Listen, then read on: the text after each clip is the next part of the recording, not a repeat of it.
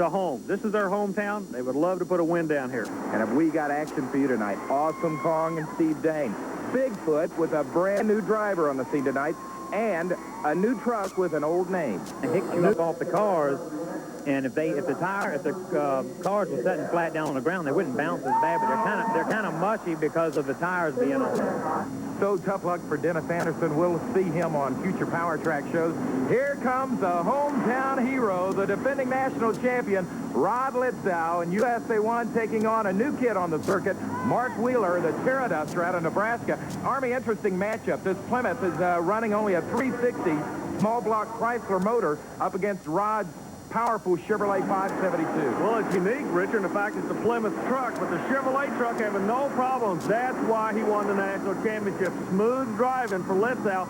However, the engine looked like it was a little bit off as far as the jetting. They may have to make some changes. Mark Wheeler having a little bit of tough luck coming across the junk cars there. Mark, as we said, out of Nebraska. He's a former mud racer moving into monster trucks, about a year ago.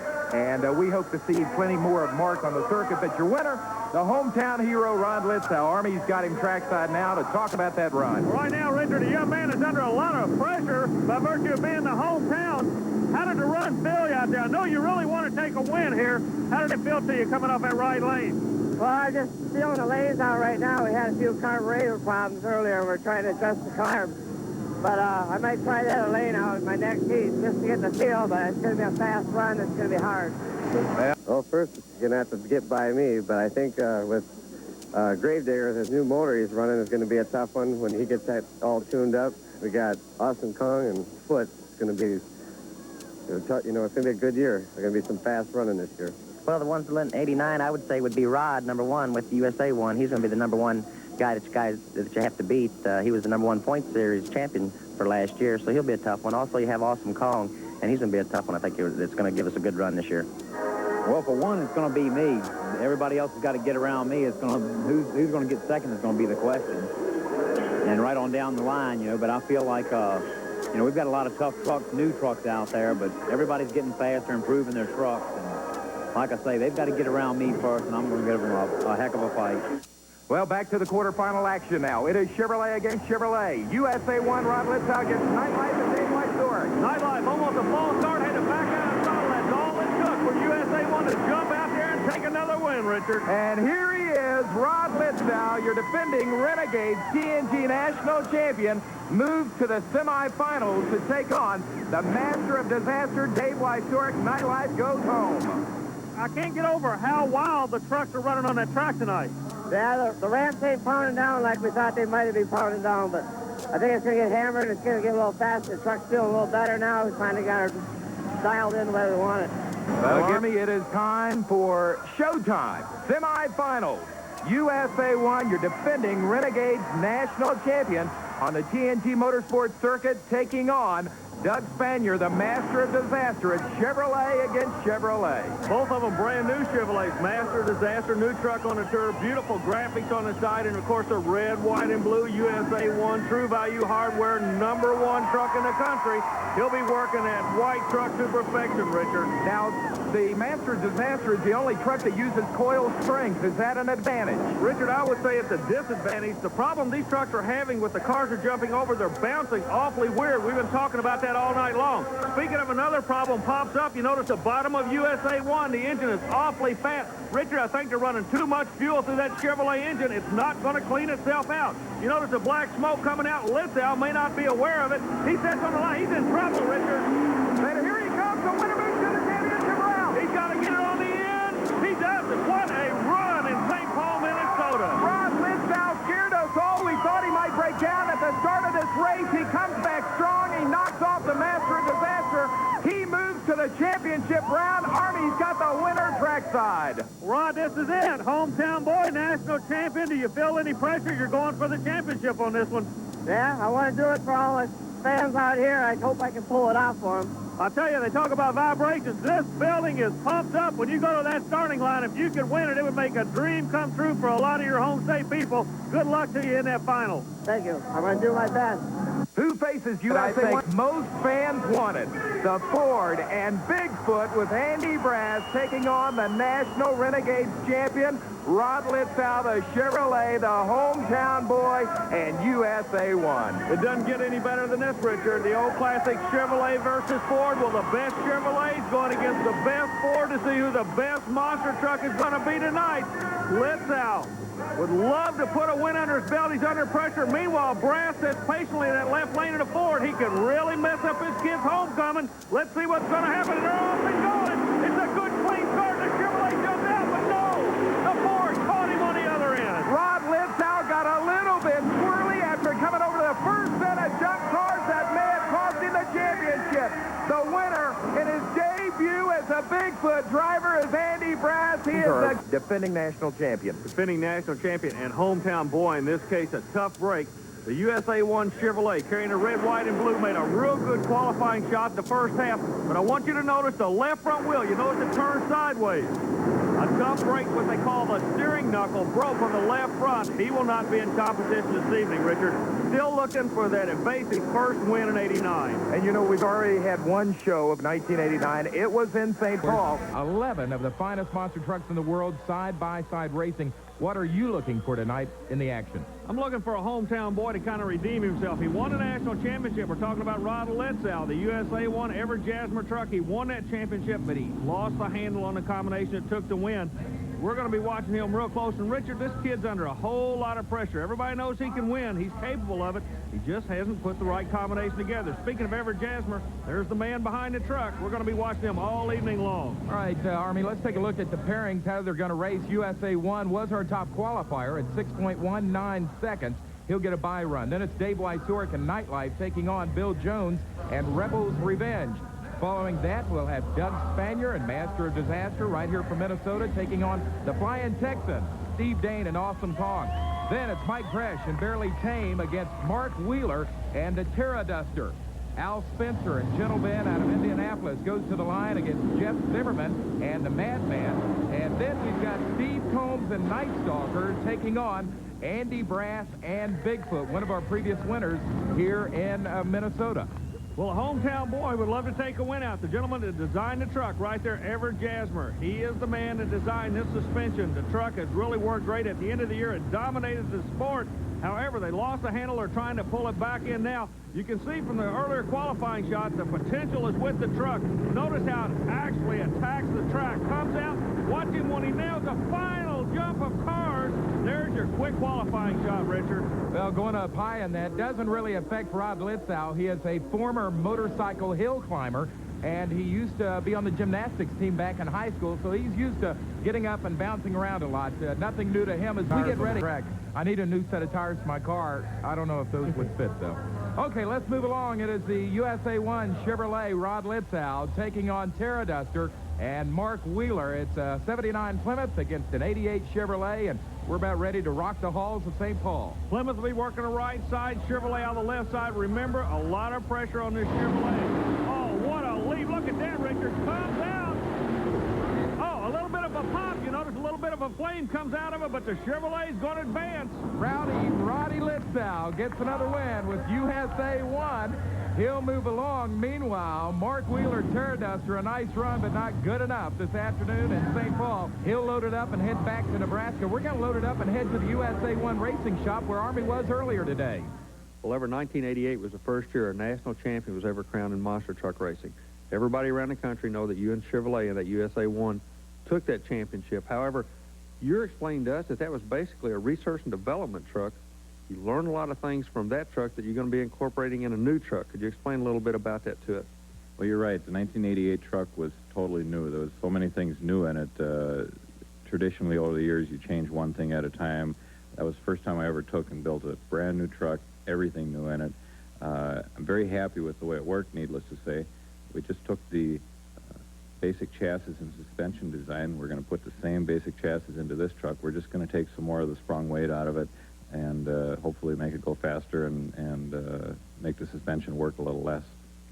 A lot of people are not aware that suspension is a very, very important part of these trucks. They think, well, these fellas are just putting big tires on it, putting big shocks on it, and running over a bunch of cars, but really there's a lot of chassis development involved in this sport. You fellas spend a tremendous amount of time making sure that the right weight is moved at the right angle. Can you explain that to us a little bit? Well, that's correct. First of all, you do want your weight distribution right.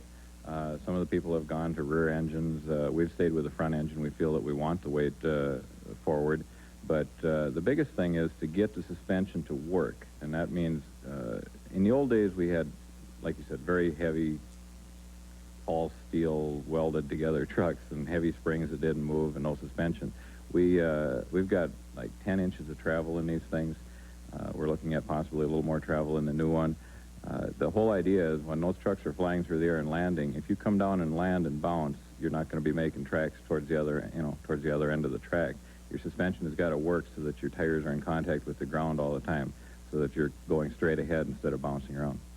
Now, after listening to Everett Jasmer with you there, Army, earlier today, this is a highly complicated sport. The crop, and that's what we've got. Steve Dane, the Flying Texan, Awesome Kong, will be taking on your defending Renegades national champion, Roddy Litzow in USA 1. Richard, if the Texas truck's going to win, he's got to get him on the finish line. He will not be able to leave the starting line with him. The white Chevy, closest to the camera. He's going to get a shot like a rocket. He's got to go hard, but the Texas truck's got to catch him on the other end. He's not going to do it. Hometown boys going to the final for the first time this year. Steve Dane could not do it this time. It looks like the transmission got worse, Army. Definitely went away on him, Richard. A tough break for the kid out of the Lone Star State. Well, that 572 cubic inch Chevrolet engine of Rod Litzow, owned by Everett Jasmer, is going where they wanted to go into the championship round, and we're going to go trackside. Army's got the winner. Right now, Rod Litzow climbs out of the USA 1. Son, you're going to the finals in your own hometown. That's got to put a few butterflies in your stomach. Yeah, but it feels great. I'll tell you, you deserve to be there. We got a question about the cars you're going to be going over in that final. Number one, are you going to keep working that left lane? Yeah, I'm going to stay with it all night. I've been getting lucky, and tonight I feel I'm going to stay right there. Okay, the cars in that lane are really pounded down, except in the middle. There's kind of a V there. There's a high point. Will that affect your driving style at all? Not really. It's basically the first set of cars where the problem comes in. It's not too bad on this side. The second set, this last round, is going to be mostly clearing them. So I ain't worried about that little hole in there. We wish you all the luck in the world. Good luck in that final, bud. Thanks. Well, when we come back with Power Tracks and TNT Motors, Minnesota's own Rod Litzow, it is a Chevrolet, powered by Chevrolet. That is Rowdy Rod Litzow, USA 1, your defending national champion. And who did he beat for the championship, Army? He beat the big blue Ford that's going to be sitting on his right hip right now. And believe me, the Ford doesn't like it. He's going to be coming back after the Chevrolet. Remember, Bob Chandler brought this kid back from California to do one thing: beat that white Chevrolet truck. We're in the Chevrolet's hometown. The people are on their feet. The track announcers got them pumped up. The final is on its way, Richard. Who you going to go with? I got to pick the Chevrolet. There's just vibrations in this building to say Chevrolet's going to win. And look at the lead. I almost said I'm going to go with Ford. I'm glad I didn't now. Rod Litzow has done it for the hometown folks. What a shot. Man, these people are pumped up in St. Paul, and we're tickled to death for them. Well, you know, I'm glad you didn't let me have an opportunity to make a prediction. I thought Andy was running so well he'd win it all, but he didn't. Rod Litzow won it. There he is with Army and the owner, Everett Jasmer.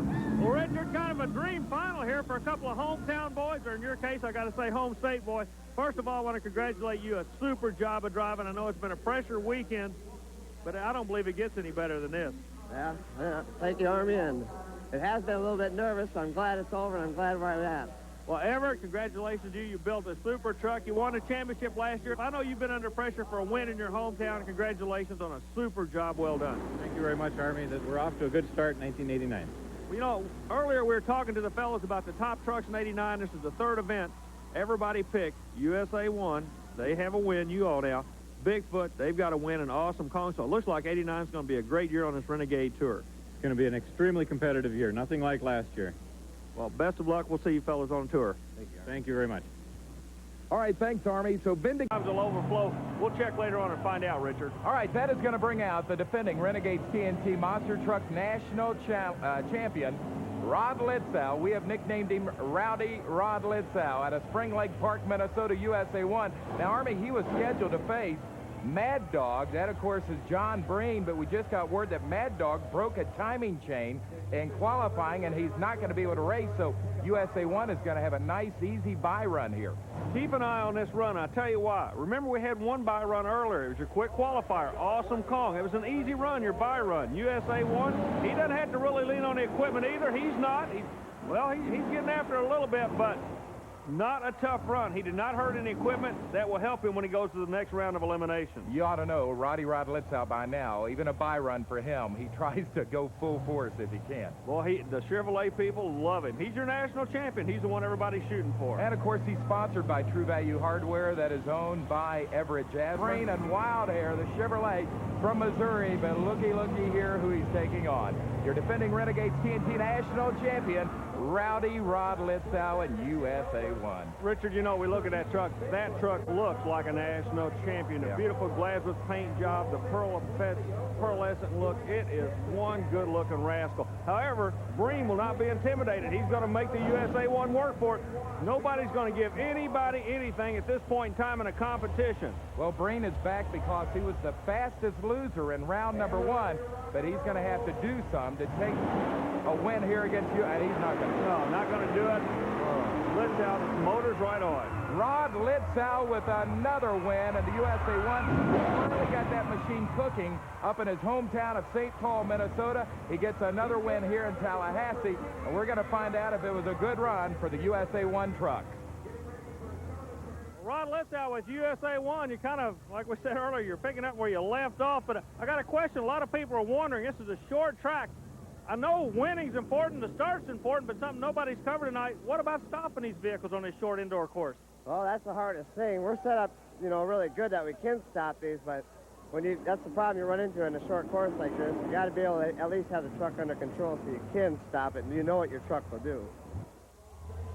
Well, get ready. The semifinals, there's the let's find out who is going to go up against Steve Dane in the championship. It'll either be Rowdy Rod Litzow, USA 1, the Chevy out of Minnesota, or Gary Wiggins, Mopar Magic, that's a Dodge out of North Carolina. Well, Wiggins working his way to the top in this. However, the top will be determined after this run. National champion USA 1 Chevrolet working that left lane. Richard, he's been out of that left lane all night long tonight, showing that he likes the way that it works. Winner goes against Awesome Kong for the championship. Side by low, the Chevrolet gets a lead. An easy win for Rod Litzow, USA 1. Army, he is going to take on Awesome Kong in the finals. It ought to be a great one. Well, Richard, we're going to have our first two-time winner of the year. Awesome Kong is going to be going to the final against USA 1. Rod Litzow coming over now. The people are loving you down here in Florida, son. Yeah, I can hear the crowds yelling. It's good that they're all excited. Are you aware that Awesome Kong is having some problems with his torque converter on the starting line? I know that he's been having some problems with that. I don't know, when it gets hot, it starts giving him some problems. I know he's been running good when it hooks up, so it's just going to have to be, I get a whole shot, it's going to be a tough race. So you know he's going to be coming back like a fast-moving freight when you come across that finish line. Yeah, exactly. Well, the finals are about to begin. We're about ready to crown the king of crunch car racing. Army, it's going to be a heck of a matchup. Rod Litzow, USA 1 Chevrolet against Steve, the Flying Texan Dane. Awesome Kong, the Chevrolet. I am going to call, I don't know if it's an upset or not. I'm going to go with USA 1. I think he had a smooth run. Steve Dane has been smiling too much for me. I'm going to go with that kid from Texas. Litzow's been here before. He told you what he's got to do. He's got to leave on this kid. If he doesn't get in front of the Texan, he knows the Texan's going to come flying past him. But see, Litzow gets that early jump. That's why I'm taking him for the win. Richard, I don't know. I'm still going to work with Awesome Kong. The finish line is where it's all about. Let's see what's... Oh, what a run! Oh, no. Awesome Kong has done it. I look like a fool. You look like a prophet. Steve Dane looks like a champion. There he is, and the crowd is loving it. Awesome Kong with a big win, and he does it by flying through the air. What a run by this kid out of Texas. These people, they get so involved in these monster monster truck racing. Look at Dane. He's working a crowd to perfection. He's pumped up because he's #1 in Tallahassee. Well, Rod Litzow did what I thought he was going to do. He got that early jump, but Awesome Kong and Steve Dane powered through at the end. Our Magic had a nice run. It is possible he'll come back in later competition. As we are moving on now to take a glimpse at the defending Renegades TNT national champion. It's Rowdy Rod Litzow, Spring Lake Park, Minnesota, Everett Jasper's USA 1 Chevrolet. You know, Richard, you're around motorsports. There's certain things that happen that generate electricity. This is one of them. When that beautiful red, white, and blue USA 1 Chevrolet comes in the building, there's almost an awe that goes out over the building. But who does he draw in this round? Probably one of the strongest running GMCs in the country. Chandler Lloyd going to take a shot at the USA 1. Lloyd will be working the right lane, and USA 1's working the left. Lloyd wants to beat that white truck. He's going to give it his best shot. That leads the starting line. Richard side by side. The Chevrolet out a little bit. Easy win. Oh, some kind of problem with the front end. I was about to say an easy win for Rod Litzow in the USA 1, but an easy win maybe because Chandler Lloyd has got some big-time problems, Army. Well, I tell you, Richard, I believe the transmission, that's exactly what it is. You can see the automatic fluid coming out. A tough break for Lloyd in the overtime GMC. So Chandler Lloyd will pack it up and head back to Bluffton, South Carolina. We're going to move on into the quarterfinals next. And Army, there ought to be some interesting matchups there. Bring with the wild hair looks to be having a little bit of problems, a little bit of blue smoke. You can notice coming out of the back of the engine. That is not a good sign. Racers, they call it death smoke. He draws a bad one to be having this problem, that being your current national champion.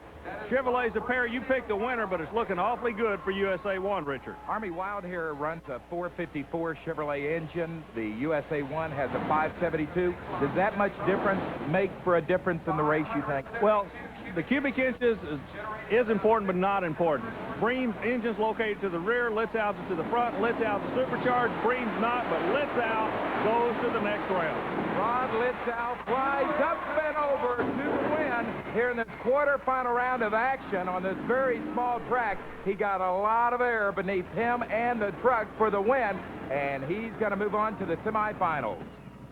Well, the word around pit area is that Litzow and crew are having some heating problems this evening. It didn't look that way on the run. The engine looked like it's making a lot of horsepower. Or are you having any kind of problems with this truck? Well, we were for a while there. It was just a minor problem. All it was a fuse what did is shut my fans off, causing me to overheat in those 2 rounds. And when we're trying to do things really fast in between rounds, it's real hard. The motor was running a little rich on us. I think I got everything solved now, and just now it's time for racing. How hot did the engine get? We ran it up to about 300, which is pushing it really hot. We'll let you get back to the pit area, see you in the semi. Thank you. We're going to be back. I would buy a ticket to see this race. Awesome Kong and Steve Dane against USA 1 and Rowdy Rod Litzow. No love lost at all here between these two guys. One out of Texas, one out of Minnesota. Both of them believing in their hearts they are the best Chevrolet truck in the country. Al Goss lines them up. The people on the stands, they're standing up, Richard. They know what they're going to see side by side. I can't tell, Richard. They were running straight at us. It looks like USA 1 and Rowdy Rod Litzow gets the upset win, and I'm going to call it an upset win because Steve Dane has been running so strong this year. But right here, the win will go to Rowdy Rod Litzow. Well, right now, Richard, you can tell. Rod, you seem to be awfully happy. You are pumped up for that run. He's been running really hard, and I just had my mind set I had to do this one tonight. He got the one last night. I was just going for all of it. Well, Rod is not the only one pumped up. There is a super runoff, and I'm going to tell you something, Army. Even though he did not show it, David Moritz has got to have 100 butterflies in his stomach right now. You know, this kid reminds me of a gunfighter. Calm, cool, collective. This is what he came here for. He wants to go for the championship. In order to do it, he just has to beat one more truck. But who is the other truck? None other than the awesome USA #1 Chevrolet. And, of course, that's the defending Renegades TNT national champion. So it's the equalizer, David Moritz, the rookie, against USA 1, Rod Litzow, and the veteran. The crowd is on their feet. This is for all the marbles here in Tallahassee. And it looks like we've got us an even start. What a shot. Look at the USA 1 out of Minnesota. Airs out that big Mountain Motor Chevrolet to go back in the winner's circle, Richard. The 28-year-old out of Spring Lake Park, Minnesota, with an exciting win. Look at him. He is happy to get this win in Tallahassee. The crowd happy for him. Let's go trackside. Well, Rod, congratulations. You're the second driver to win 2 this year, and it seemed like this weekend went awfully smooth for you. Yeah, we had a few minor problems, but, you know, starting at the beginning of the year, at least they're minor problems, nothing serious. And I think once we get things going, it's going to be a good season. So you're leaving Tallahassee, going to the Astrodome, chasing these Renegade points. We want to wish you, Ever Jasmer, your owner, all the luck in the world, carrying the colors red, white, and blue for Chevrolet. Congratulations on a great job. Thank you, Army. So 3 big stories tonight in Tallahassee. Number 1, Rod Litzow and USA 1 got their second win of 1989. Number 2, we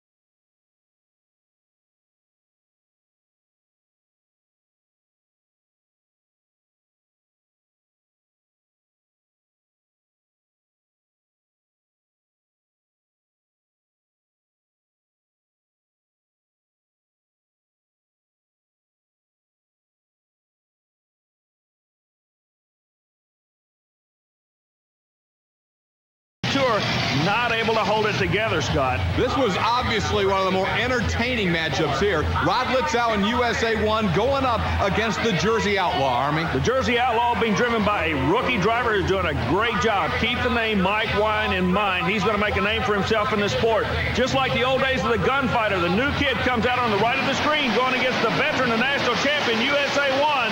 And what a race as the kid puts him away. The Jersey Outlaw comes away getting that win there. Now, again, in Toronto, we got to look at an incredible semifinal matchup as Bigfoot and smoke coming from underneath. It was not also a good day for Rod Litzow and USA 1. This is a qualifying run. He also has bad problems. Litzow came out, he hit the jump. Now, I want you to watch the way the vehicle lands. It kind of springboards off. It goes over to the driver's left. Litzow powers out of it. He knows the front wheel spinning. He cocks it around. Now watch the right rear wheel. Bam. If that tire had not blown out, he would have gone over for the 5th time this year. I'll tell you what, this circuit, Army, is getting so rough.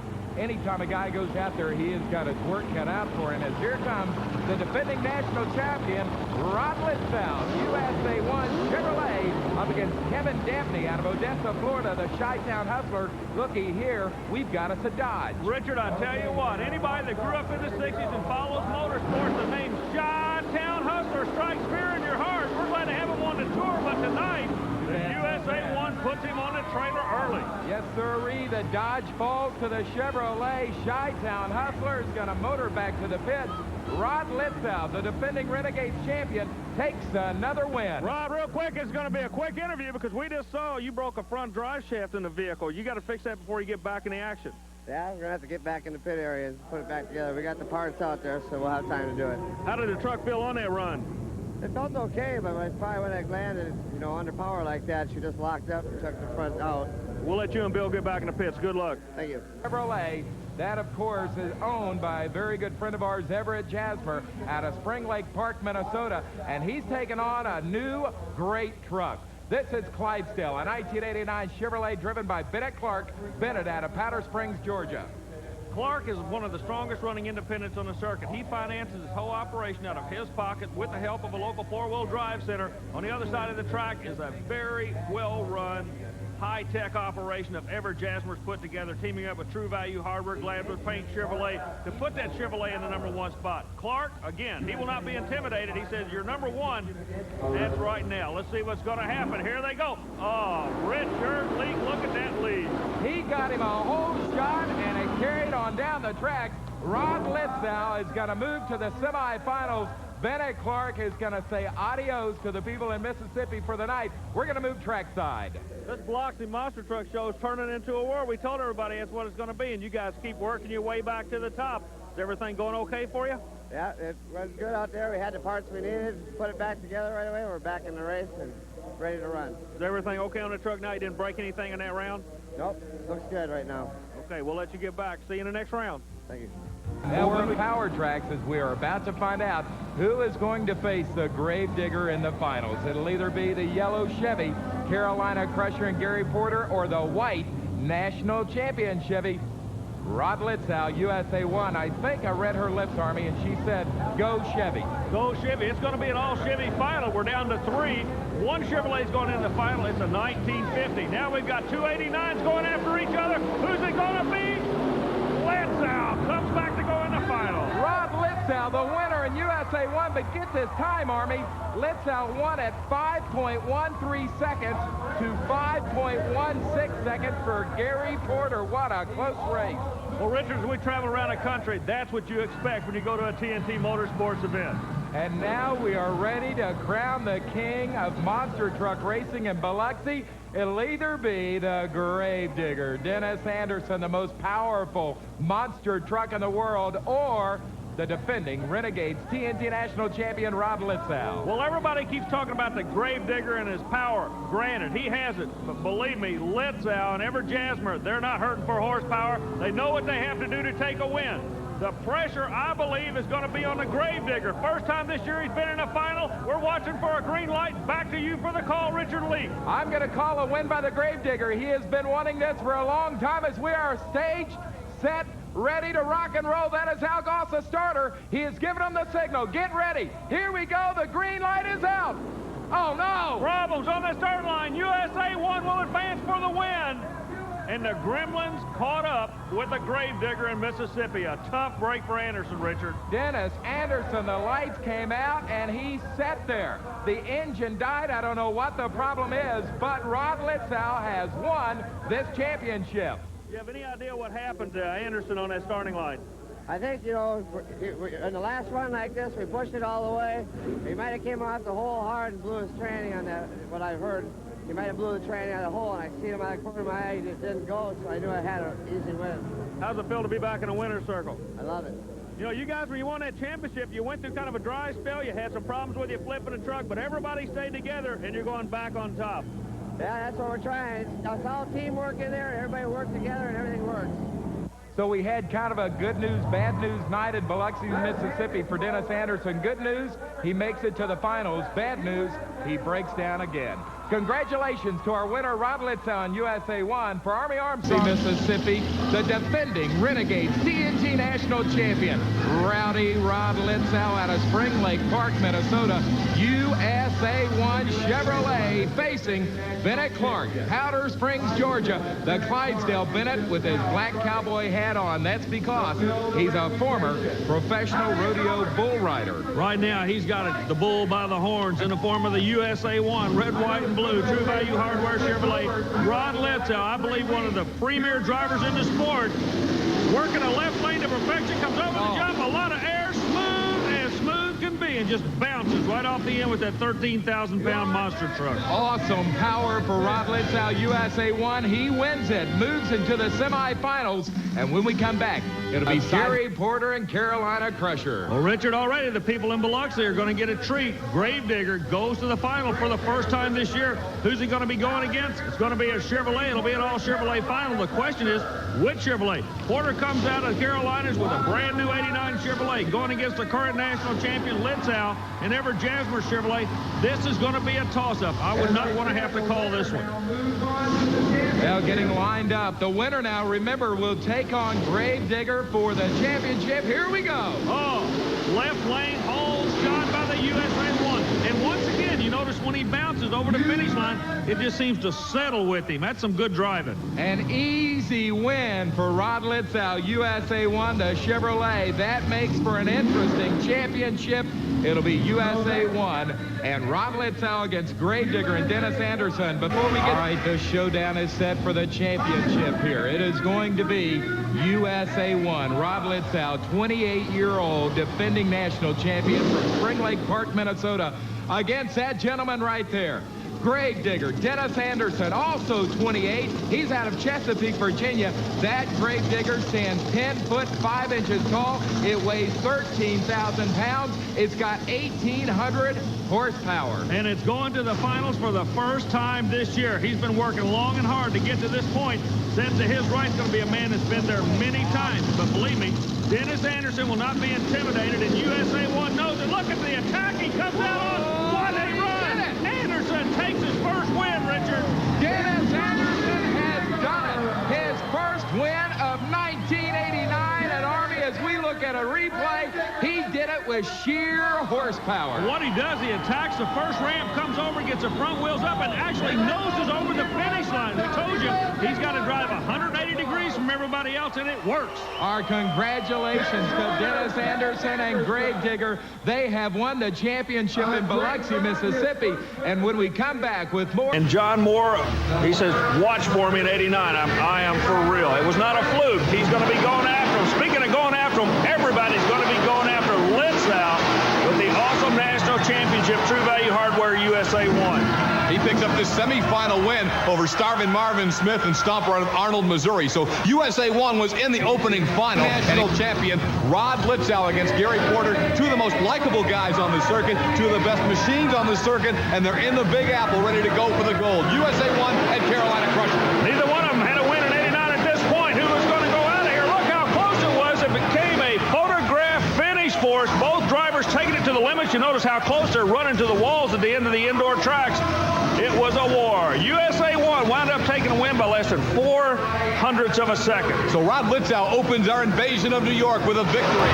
And he'll go up against either USA 1 or Carolina Crusher. The Chevys line up side by side. The white USA 1, the yellow Carolina Crusher ready to go at it. Well, Chevrolet's already flexing this muscle in New York. Bream just did that by putting away one of the premier Fords. The question is, which one of these Chevrolets is going to advance? And it was a great run with USA 1 coming out on top at the Carolina Crusher, showing he also is for real in 1989. Two of the absolute powers in this sport, and this time it was the defending national champion USA 1 in Long Island's Nassau Coliseum. So that takes to the championship the Mad Dog right there, John Breen against USA 1 and Rod Litzow. Well, if you've been following the tour, you know exactly what happened. The Breen boys have been putting it all together, and this was the day. The dream came true for the Dream boys. All that research and development paid off as they take their first win on the professional tour. The Breen boys racing toy able to get it done. Mad Dog and John Breen whips Bigfoot in the semifinals and then beats USA 1 in the final. What a day for the Breen. Break the 5-second barrier. If they can, it'll be this guy.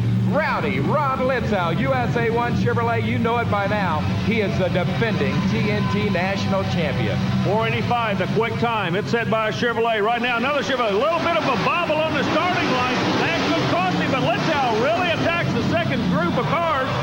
Arnie, it looks like he may have a little bit of mechanical problem there. Yeah, I don't know what the problem was. He had a little bit of a bobble right when he left the starting line, Richard. I am trying to look underneath the machine. It looks like he may have suffered a little mechanical damage. We'll check it out down in the pit area. The question is, can the defending national champion Rod Litzow come back in USA 1? He had trouble in qualifying. Well, the qualifying session just completed in Long Island, New York, and some bad news for the Chevrolet camp. Rod Litzow is not going to be able to make that first round of competition due to breakage. Now, Rod, what exactly happened with the USA 1 truck? Well, I blew the front gears out of the tranny again. We just did it last night. We blew the tranny out, so we worked all day and all night, put the new one in. Now we just had a fresh one. We blew them out on the qualifying run, so I won't be able to come back because we don't have any more trannies right now. Well, a tough break for the Chevrolet camp as your defending national champion will not be able to gain any points this afternoon in Long Island, New York. However, that does not stop the competition. It's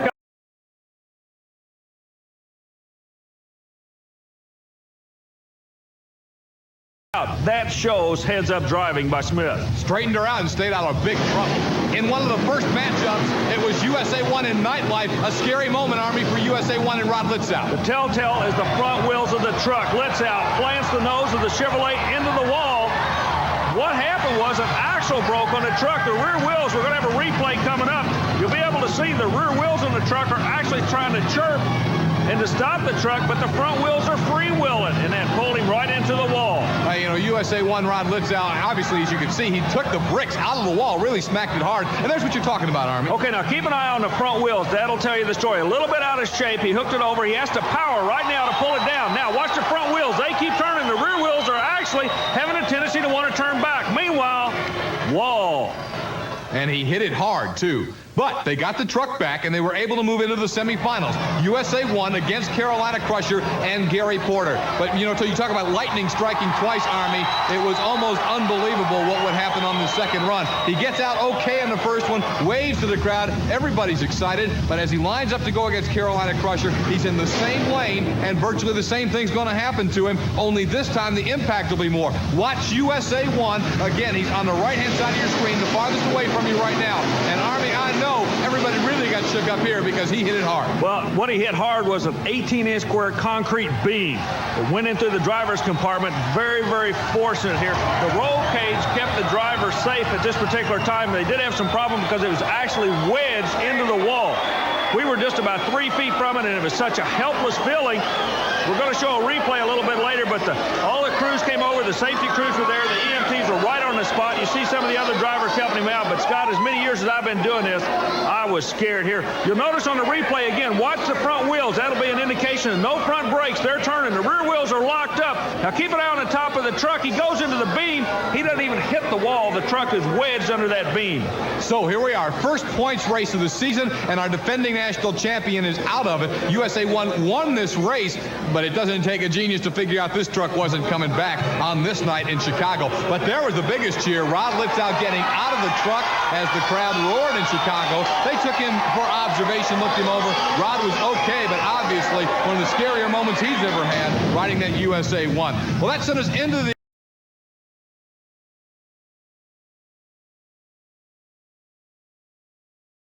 We still have one more truck to qualify, and that's the 1988 points champion, Rod Litzow, driving USA 1. Now, Rod Litzow does have a little bit of an advantage here. He's got a lot of horsepower, 572 cubic inch Chevy. Now, he's running 5 tons without planetary, so that ought to help him get the speed to run a fast run.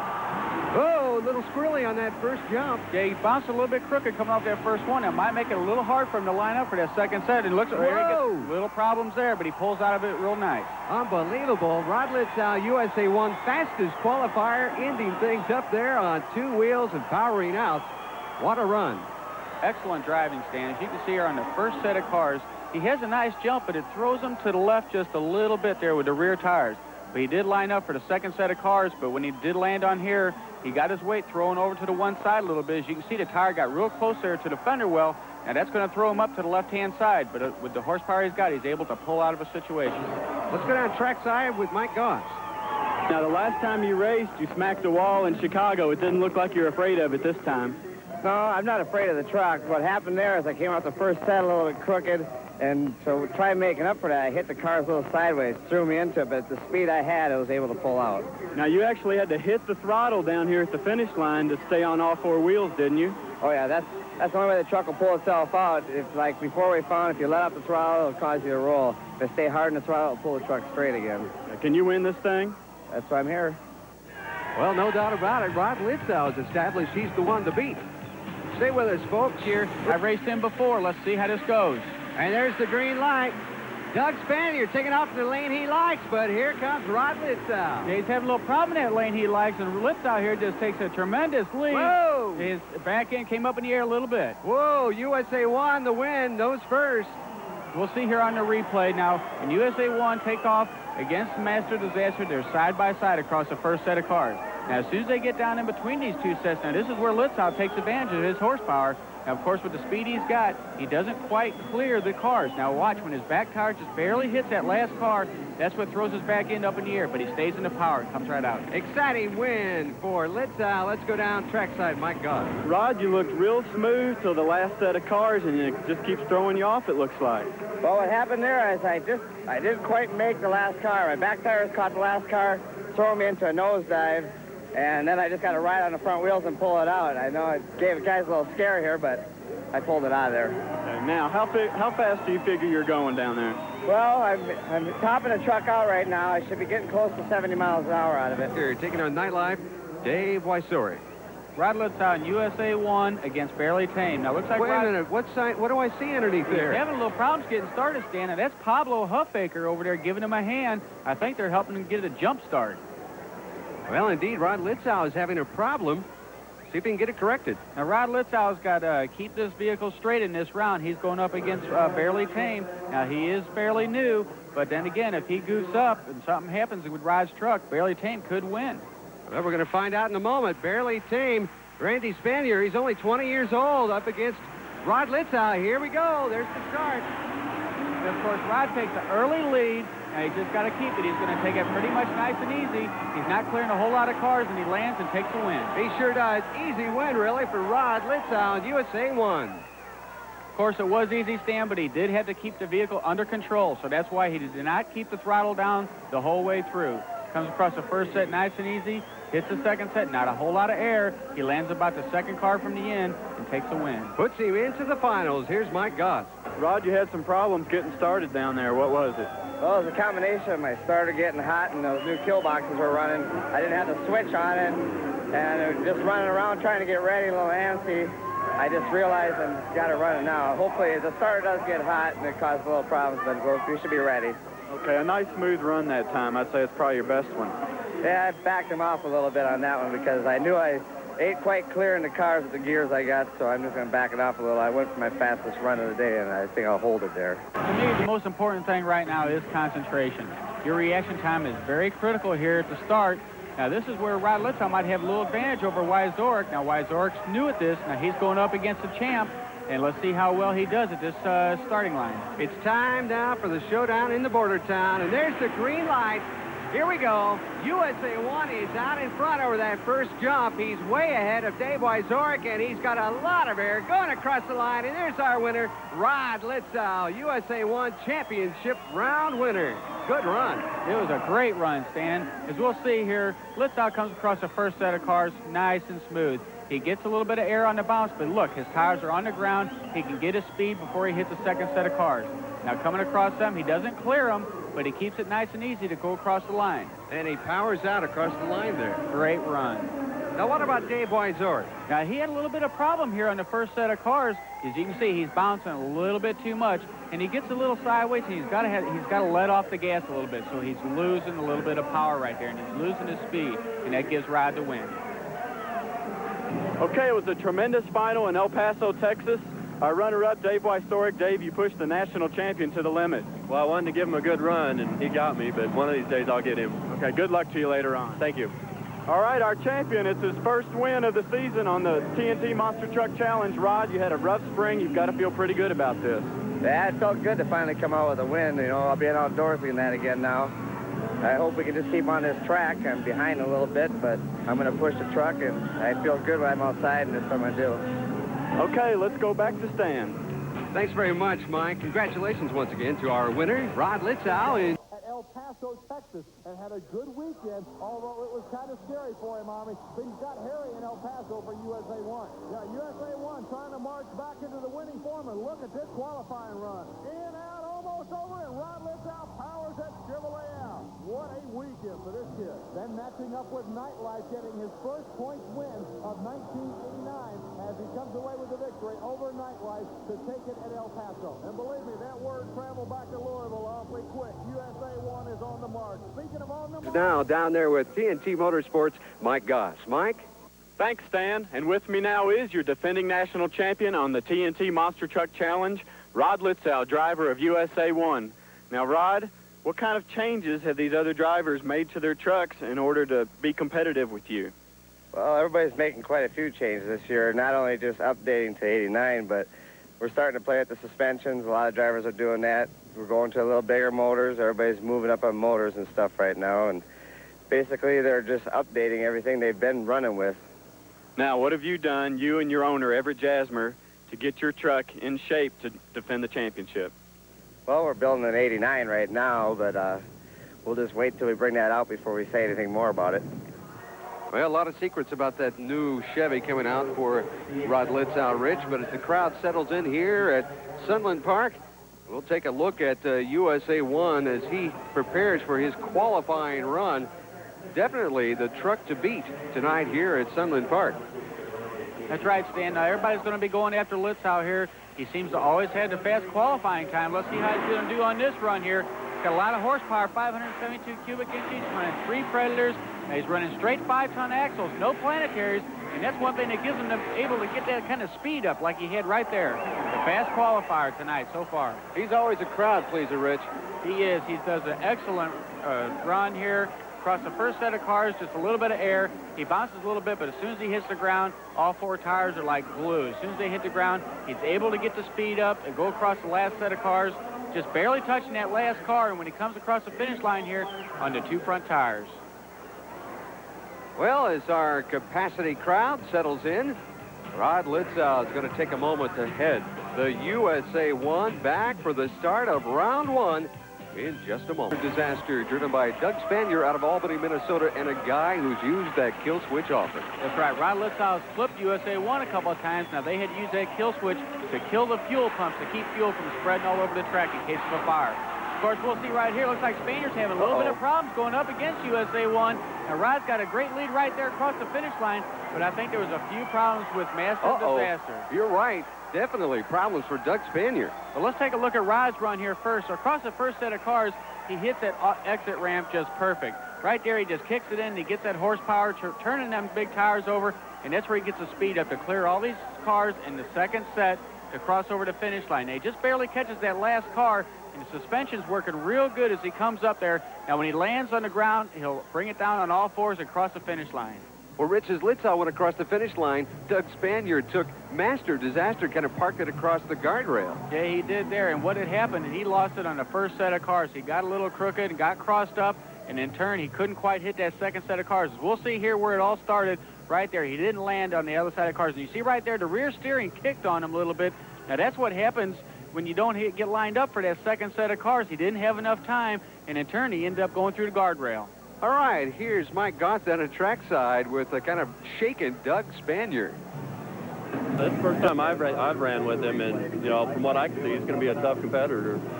So round 2 continues with USA 1. Rod Litzow in that 88 Chevy.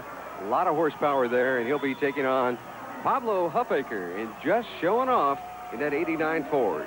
Yeah, this is going to be a good run. Now, I'll tell you what, I've raced both these guys before.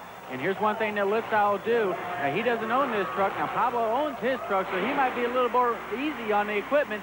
And Litzow, every time he runs, it just full bore the whole way. And you can see right here, he's just got the hammer down, and he just takes a win, real fast run there. Oh, he was way in front of Pablo. Now, Pablo had a little bit of problems there in the first set of cars. He's doing a little bit of a bouncing act there. His front tires, he can't seem to get them on the ground, and you can see Litzow's already on the ground. But when Pablo hits that second set of cars, he just takes it nice and easy. Hopefully he can come back again. Let's go down to Mike Gotz. You can see right here, he takes a nice, easy win, clearing almost all the cars. Perfect run. Rod, they're staying with you right off the starting line, but when you hit that straightaway, I mean, it's just horsepower and speed. Yeah, that's the way we got this thing geared up right now. We're coming out of the hole a little bit slower because I'm geared up so high so I can work the power up. So when I get in the mid-range there, I just break it loose, and the thing just wants to go. Now, you had to hustle back to the pits before that race to get a drive shaft fix. That kind of stuff happens a lot, isn't it? You really have to think on your feet and work fast. Yeah, it happens once in a while, and it's just lucky that, you know, me and my crew, you know, we can get the teamwork together and get it done fast. And we got it done in time, and now we're back to race. Everything's ready.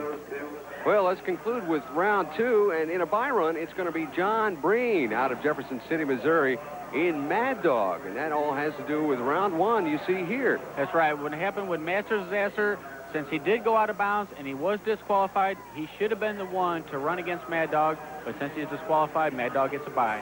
And driving up to the starting line, Rod Litzow in USA 1. A lot of power there. He's ready to go up against a man who's not quite accustomed to being in the semifinals, Ron Dennis. That's right, Stan. Now, Ron Dennis, this is new for him going up against, especially going up against Litzow here in the semifinals.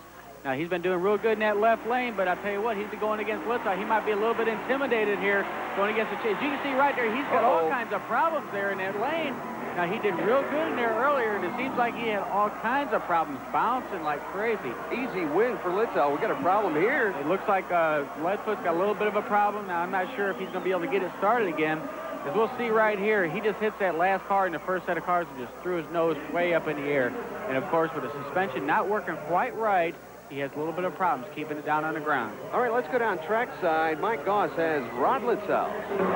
Well, Rod, you just told me it's really running good now. I see a lot of excitement in your eyes. You really love this, don't you? Oh, man, the truck's running great. I finally got her dialed down to this track, and it's going to be fast. I'm going faster every time. You're going to win out on this track. Well, Rich, it's time for the showdown in the border town. USA 1 up against Nightlife. And they both got the lane they won, Stan. It's a great start off the starting line there. They both got a great hole shot. And it looks like Litzow's just going to take a little bit of a lead there because Weidsorg had a bad bounce into the first set of cars. USA 1 takes the win. All right, good run for Rod Litzow. It was. It's probably his fastest run tonight, Stan. But watch right here. Here's where Weidsorg takes a bad bounce, and Litzow just literally just passes him like he's standing still.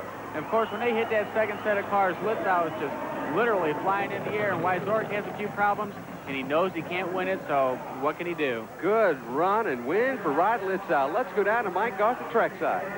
Rod Litzow, a tremendous victory. You went way past the finish line. It was a fast race, wasn't it? Yeah, it was, you know, Dave's a hard runner, and we push it to the limit on when it comes down to the final run, and that's what we do, you know. Dave, you know, I knew if we come out the line, it's just a matter of those first set of cars, and you know, once you pull out of there, if you come out straight there, it's a good race. Well, Rod Litzow proved tonight why he's the defending national champion. And once again, congratulations to our winner, Rod Litzow in USA 1. For Rich Hooser, Mike Goss, and the entire crew, I'm Stan Rhodes. Run between Equalizer, who will hook up on that right lane, and Carolina Crusher on the left. Now in Pueblo, on the first night of action there, Doug Spanier and Master of Disaster of Albany, Minnesota, with a massive upset over Rod Litzow and defending national champion USA 1. Well, the last time we saw Spanier, we were indoors in Chicago. He said he could not wait to get outdoors and put a bigger motor combination together, and look what happens. Cubic inches and horsepower, he goes to the winner's circle. It was close. And he'll go to the bank on Monday morning with a first-place check. Boy, just by a little bit, he knocked off USA 1, and the final came down to USA 1 and Bob Breen in Wild Hair. Bob Breen played kamikaze pilot on this. He just put it full boogaloo on the floor and out-muscled USA 1. The first time he had ever been able to beat the USA 1 truck, and Breen was ecstatic. Boy, and they didn't have to go to a photo finish to decide it either. So Bob Breen and ball. Who's going to be in the left lane for the final? USA 1. So he goes up against Equalizer, but it didn't matter to David Morris. How tough you could see why this kid's got the lead on the national point standings as Equalizer in Charleston, South Carolina beat USA 1. All year long, the bad lane for everybody. The hood of USA 1 on the ground. Right, Stan. The reason for that, they got it off so they can work on the engine. What they're doing here, there's Everett Jasmer, the owner of the truck. He's changing the timing chain and the gears on the front of the engine. Now, this isn't major problems, but the thing is trying to get it fixed in time. It takes a long time to change that. All right, Mike Goss is with a disappointed Rod Litzow down at the track. Hey, your defending national champion had a lot of problems out in the pits before qualifying. He tried to make it to the line in time, but he had 5 minutes to do it and just fell short. Now, Rod, what happened to the truck out there this afternoon? Well, we were making some adjustments on the carburetors and that, and I was making some trial runs, and in doing that, the timing chain was, you know, it must have been time for it to go. We blew a timing chain in it, and we worked as hard as we could, and we just fell short of making the race today. So with USA 1 out of the competition, it could be anyone's race. There you see Awesome Kong versus Mr. Twister, Wild Hair versus... And round 1 action continues with USA number 1, driven by Rod Litzow, the 1988 points champion. He's going to take on Nightlife, driven by Dave Weidsorg out of Grand Island, Nebraska. That's right, Stan. These guys have run together before. Now, USA 1 usually beats them. I haven't seen Nightlife beat him yet, but that's not going to intimidate Dave Weidsorg. He knows what it takes, and he knows what he has to do if he wants to beat Litzow. And Litzow's going to have to keep him on all fours if he wants to win this, because Weidsorg ain't going to let him take it for nothing. But it looks like USA 1's got to win. He takes it in the air. Now, let's see if we can see this on a replay. It looks like USA 1 got a little bit of a jump on him. But I tell you what, Nightlife here gets down on the ground and starts to catch up. But all that horsepower that USA 1's got enables him to take the win in the air there. But it looks like Weidsorg didn't let him take it for nothing. He just kept up right with him. Well, Rod, it's a win, but it sounds like, do you have a little engine problem or something? Well, we're still working on making some adjustments on the carbs and that, but we're getting a little closer now. We're running a little faster times, and I think, you know, one more run, I'll get it, because I'm shifting in different spots and we're experimenting out here, but now we'll be here to go. one of the things fans are surprised when he gets back to his pits, finds out that he is taking on perhaps Black Stallion, driven by Mike Botters, or perhaps it could be USA 1, driven by Rod Litzow. Yeah, and since he won that last race, he's going to be going against the winner of this one here, and this is going to be a good one. I said earlier, Black Stallion is not built for racing, and he's going up against the national champion right now. But I tell you what, Rod's had a little bit of problems with his engine. It doesn't sound real good, but he does take the wins, but I think he's got a little problem, Stan. He certainly did a lot of spitting and puttering there, but he got the win. It does. If you can see here, he doesn't really clear a whole lot of cars, and he's not getting a lot of speed up, and I think he's got a little bit of problems with his carburetors, and I think we'll have to see what happens here in the next round. All right, let's go down to Mike Goss. Rod, another win, but I'm still hearing popping. There's lots of black smoke underneath. I don't know. We're still playing with the carburetors out here. You know, it's lucky I got that run the way I got it, but I don't know. We're just going to have to keep going back, dialing it, and come out and try it again. It's too hard to practice in the pits, so you got to come out and try each run each time and see what happens. 1988 USA 1, driven by Rod Litzow. Well, I tell you what, this will be a good race here. Both these guys have got a lot of horsepower, but I tell you what, USA 1's having a little bit of problems with it. Let's see if he's got a fix from the last round. It still sounds like it's cutting out a little bit. Now, Mad Dog's having some problems there. He just misses the second set of cars completely, and that gives USA 1 the win, but he didn't have a very good run. It was cutting out real bad. You can hear it. It's missing. He didn't get a fix from the last round, and John Breen could have had a chance to win, but he didn't quite make it. He just missed the cars completely. Let's go down trackside with Mike Goss. Well, Rod, it's going to be you against Taurus in the finals. Have you raced him before? Yeah, I've had a couple chances in Canada. I ran him, and we were almost a tie in there, but he beat me.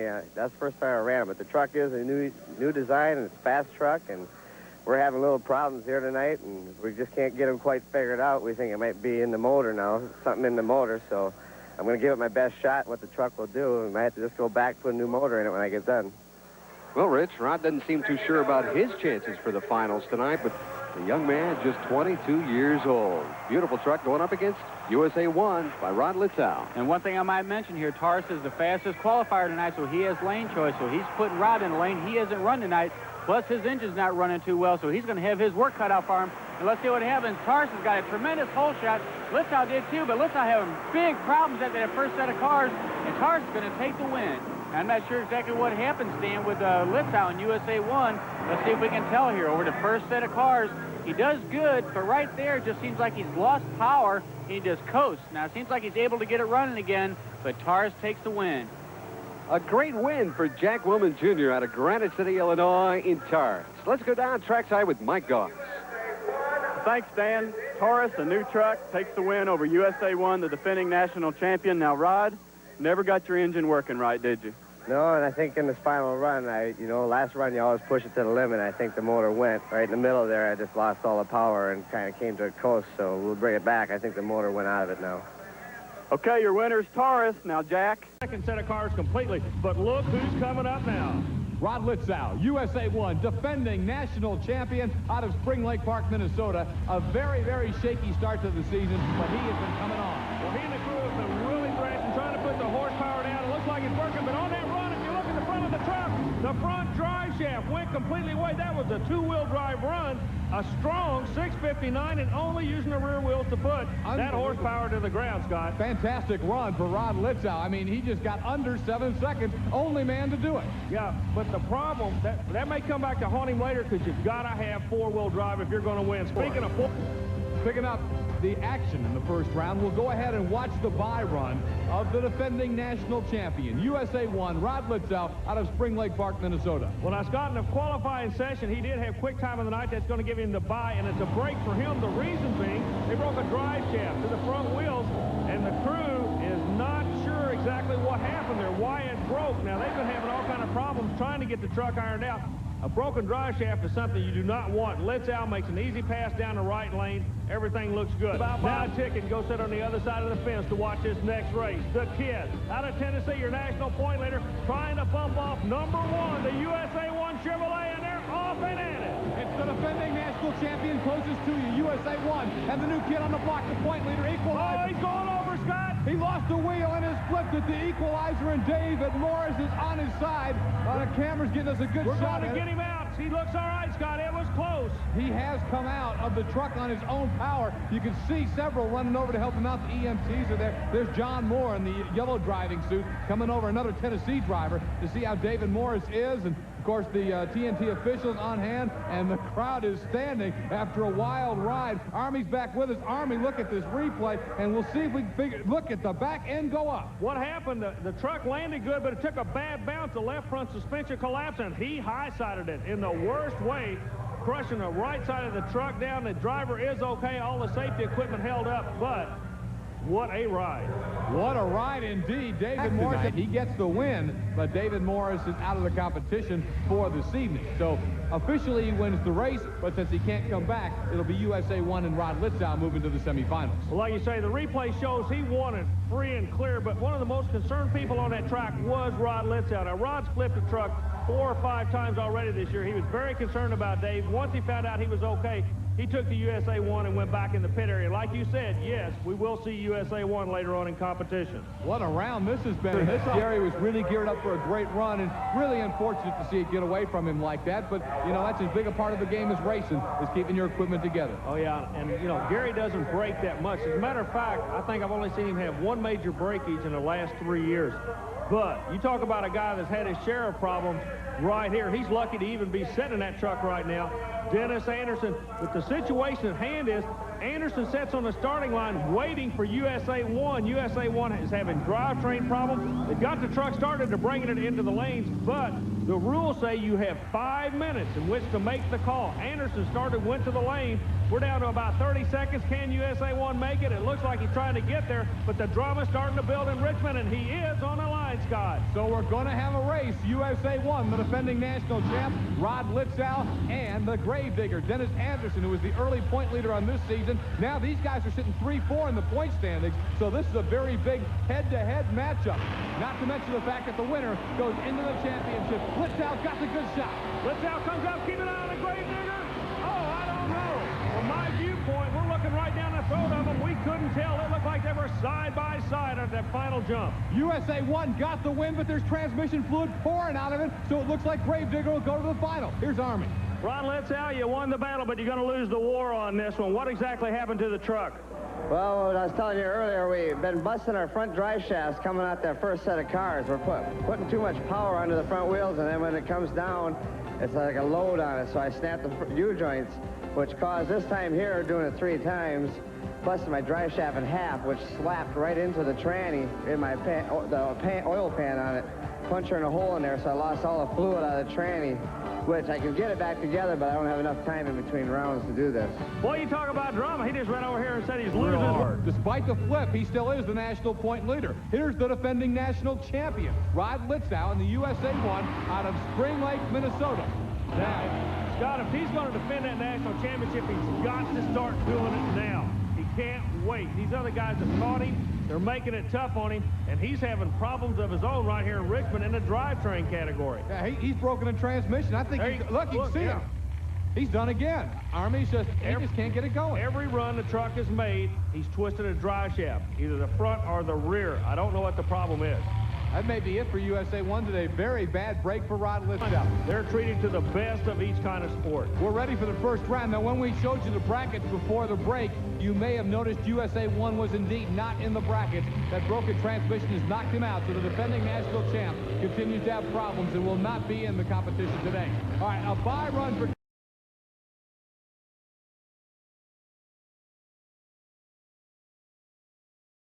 Now, in the first to qualify is the defending national champion, Rod Litzow, and USA 1 out of Spring Lake Park, Minnesota, and a guy who has really been coming on strong, Army, after a slow start. Yeah, Litzow had some problems the first of the year. The problems were in braking due to the fact they're making so much horsepower. They're just snapping drive shafts. Now, this qualifying effort, that's a 795, and everything looked awfully good on that run. Next up, it'll circus, but they all pull incredible power, including the defending national champion, Rod Litzow, in the USA 1. He's got a bye run coming up by being virtue of the fast qualifier. Army, what's he going to try to accomplish here? Really nothing, Scotty. He just has to get through this round. He's not attacking the track. Brought out earlier in the show. This is the first stop on the mini tour. They got a lot of races to go back-to-back day-wise. So he's not going to tear up any equipment if he can possibly help it at all. A very easy run. Didn't hurt anything at all. Here in Buffalo, our first quarterfinal matchup is set to go. Side by side right now. Both of them white in color, but one of them carrying the brand Chevrolet, the other one carrying the Ford brand, and leads the starting line. The Jersey Outlaw comes out good, but look at Rod Litzow with the USA 1. Boy, the defending national champion is really back on track.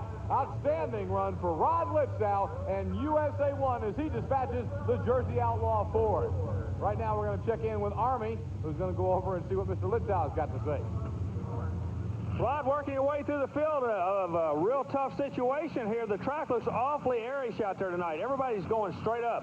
Yeah, it is. The cars ain't getting hammered down like I thought they would, but later in the race they may start going down a little better. I'm trying to make it so I clear the last set of cars, but it's looking like it's going to get faster and faster, and I'm trying to put the trucks in the 6 seconds now.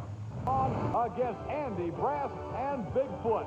Wow, what a Final Four, and we're fixing to get right after it here on Tough Tracks as the USA 1 truck with Rod Litzow goes up against Gary Porter's Carolina Crusher. Both of these drivers are under a lot of pressure. Litzow has to start turning his luck around now if he's going to defend the national championship. The Carolina Crusher has got to do everything he can do to hold on to the flag.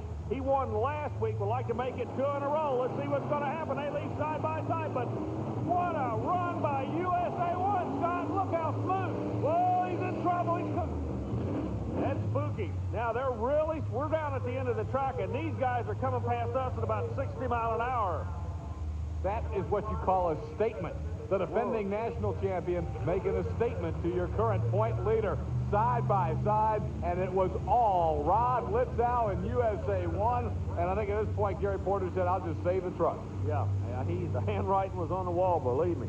So USA 1 very impressively dispatches Carolina Crusher. Army's going to talk to Rod Litzow, a big winner.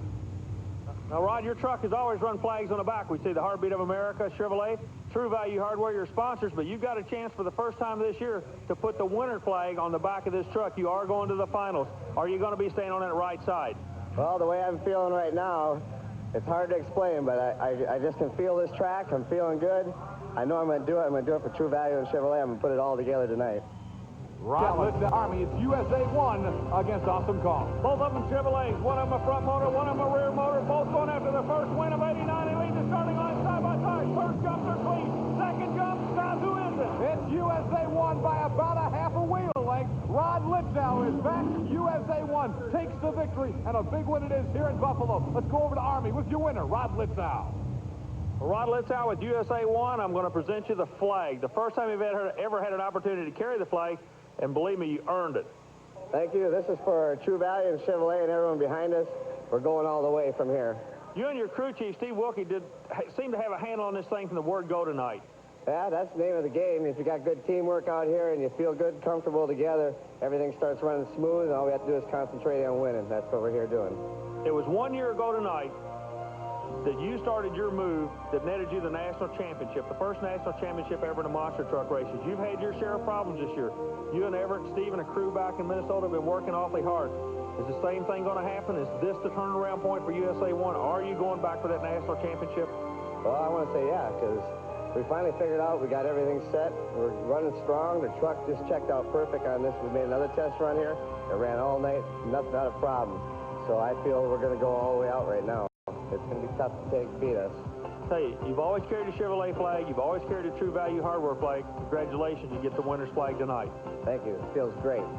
We'll see him with that silver flag on the back of USA 1 next week here on Tough Tracks. And boy, USA 1 is really coming, but Rod Litzow still got work to do. There you see the points. Carolina Crusher still on. Welcome to Lancaster Speedway in Buffalo, New York, where last week Rod Litzow had an opportunity to do something he hasn't had a chance to do all year long. That's take the winner's flag and put it on the back of the USA 1 truck. Rod, first of all, congratulations. And second of all, how are you going to hang on to this flag? Well, hopefully, you know, we've been working on the truck really hard, and finally getting down to our fine-tuning. We got everything set and looks good. We've been running hard, and we haven't had any breakage problems. So we're just going, you know, all out. Everybody's running so hard, and it's coming close racing, but we do little things that nobody knows about just to try keeping us on top, and that's what we keep planning on doing. Okay, now currently you're sitting in the number 4 spot. You're going to have to keep winning if you're going to come back and win a national championship. It was exactly 1 year ago at this time that you started your move that won you the national championship. However, the Gravedigger is here. You didn't have a chance to run him last week.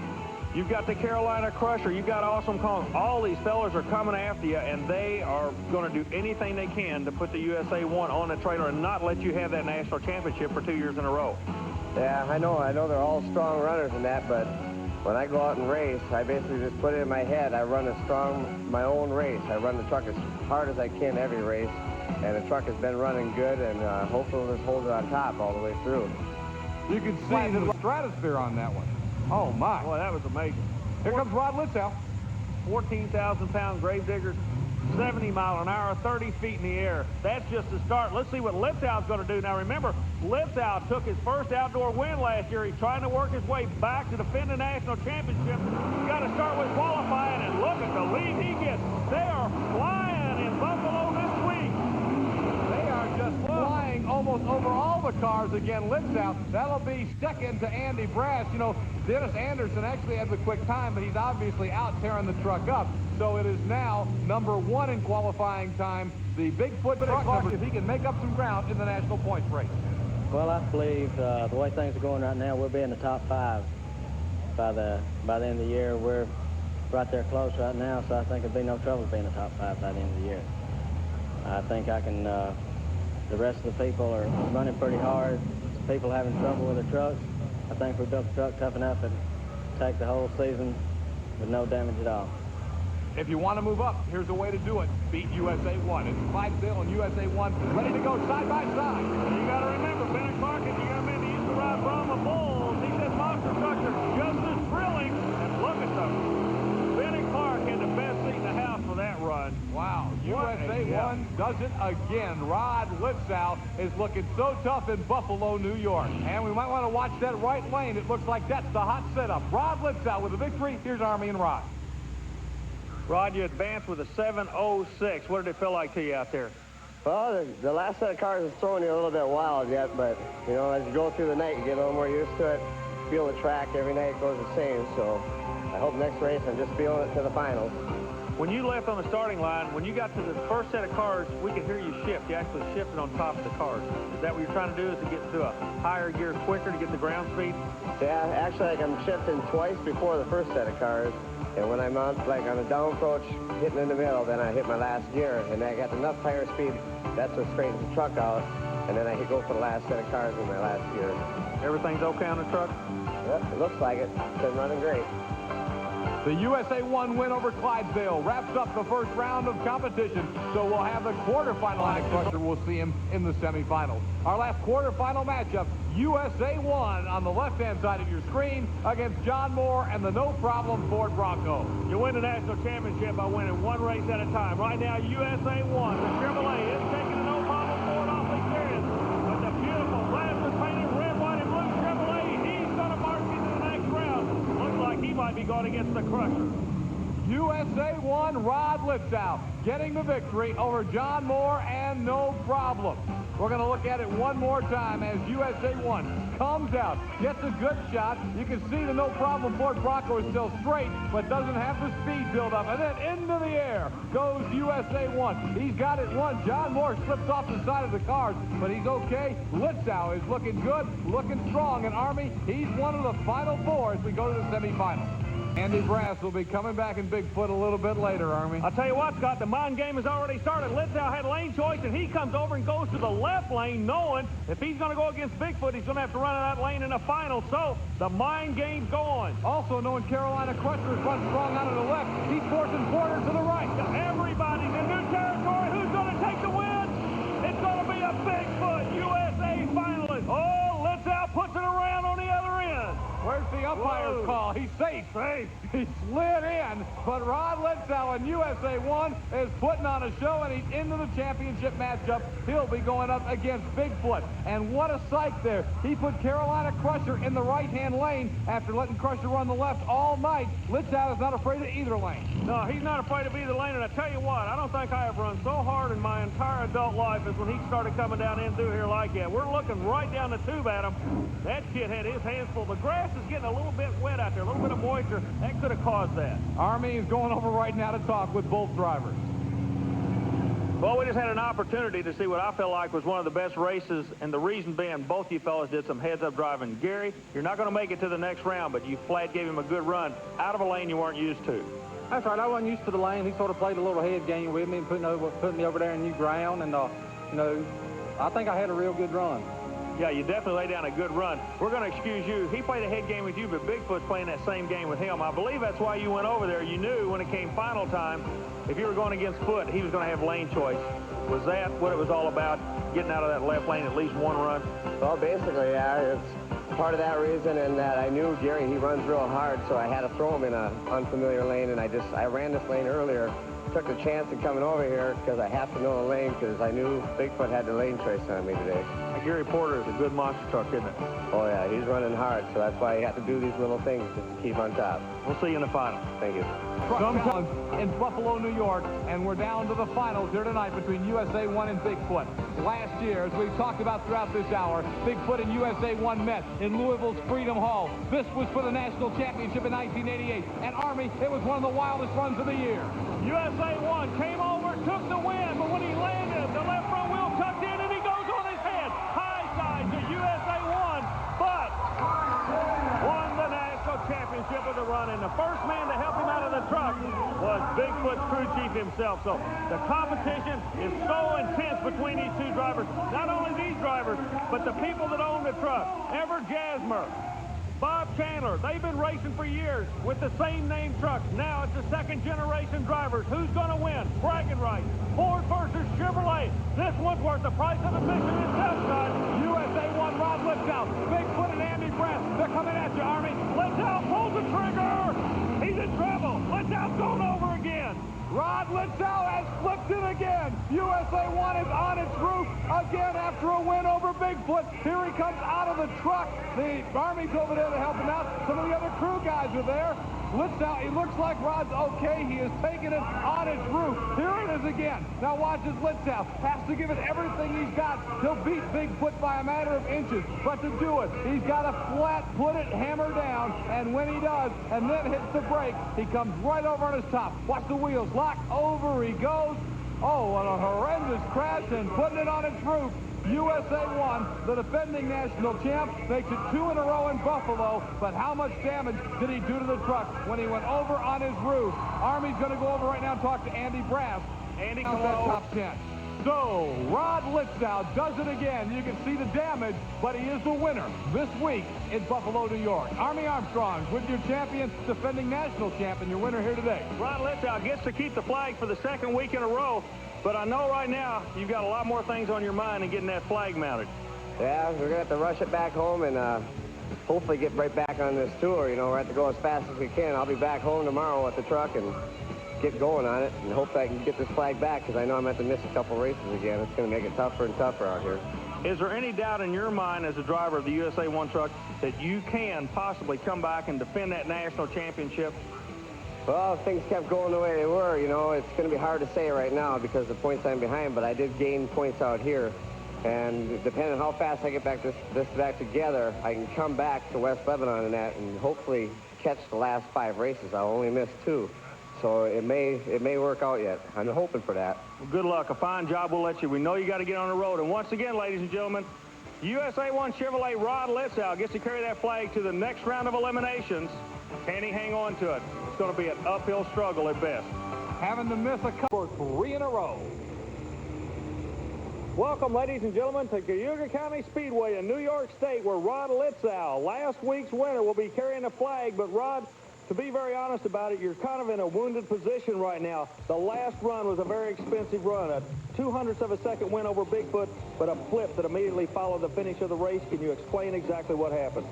Well, when we were running out there, what happened is my semifinal run, I busted a front axle in it. And I knew I had it broke, but the truck ran good the round before, so I just was taking a chance, bringing it out. I figured the truck would run good, but when I hit the last set of cars, it pulled to the right or to the left hard on me, and we were running on like a grass, and it was turning wet. The grass was getting a little wet, so it got slippery on me. As soon as I hit the grass, we went into a slide and violent roll right away. Okay, you know you're here with a truck that's not 100%. Why are you here? Well, I got to keep, I'm behind in points right now, and I got to just keep whittling at these points that, if I'm going to be on top, I got to keep going on it as hard as I can. If we're going to get it running, we're going to be here.